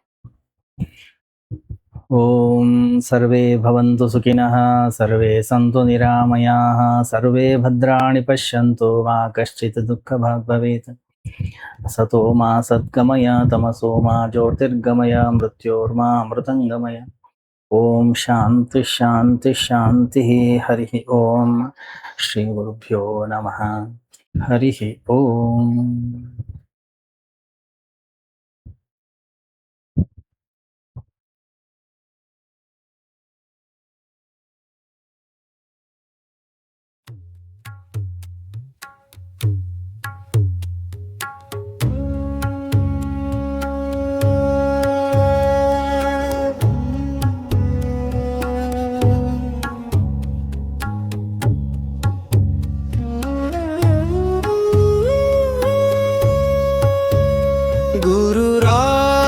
ಸಿದ್ಧಾರೂರ ಸಮರ್ಥ ಬೆಳಗುವೆ ನಾರುತಿಯ, ಗುರುವರ ಬೆಳಗುವೆ ನಾರತಿಯ.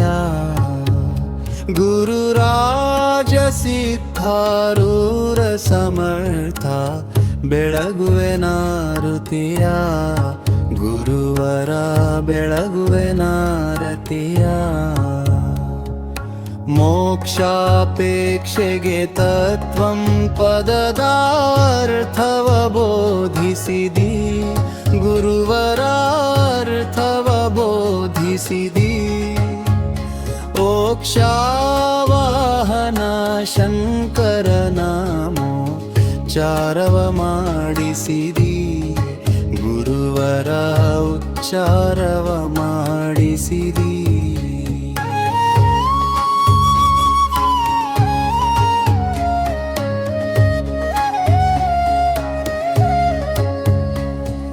ಶ್ಯಾಮಧಾಮ ಶ್ರೀರಾಮ ಭಿನ್ನ ಶಂಕರ ನೀನಿರುವಿ, ಗುರುವರ ಶಂಕರ ನೀನಿರುವಿ. ಕಾಮ ಕ್ರೋಧವ ನಾಶಿಸಿ ಜಗದುಳು ಶಾಂತಿಯ ಬೀರಿದಿ, ಗುರುವರ ಶಾಂತಿಯ ಬೀರಿದಿ.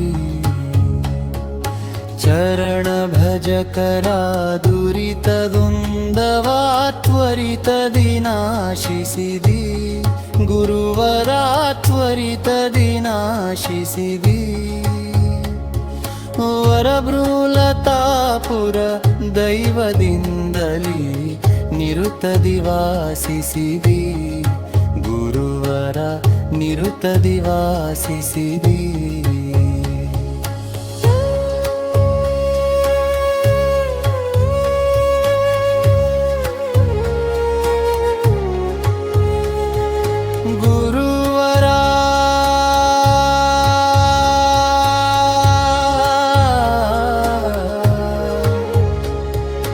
ನಿರುತದಿ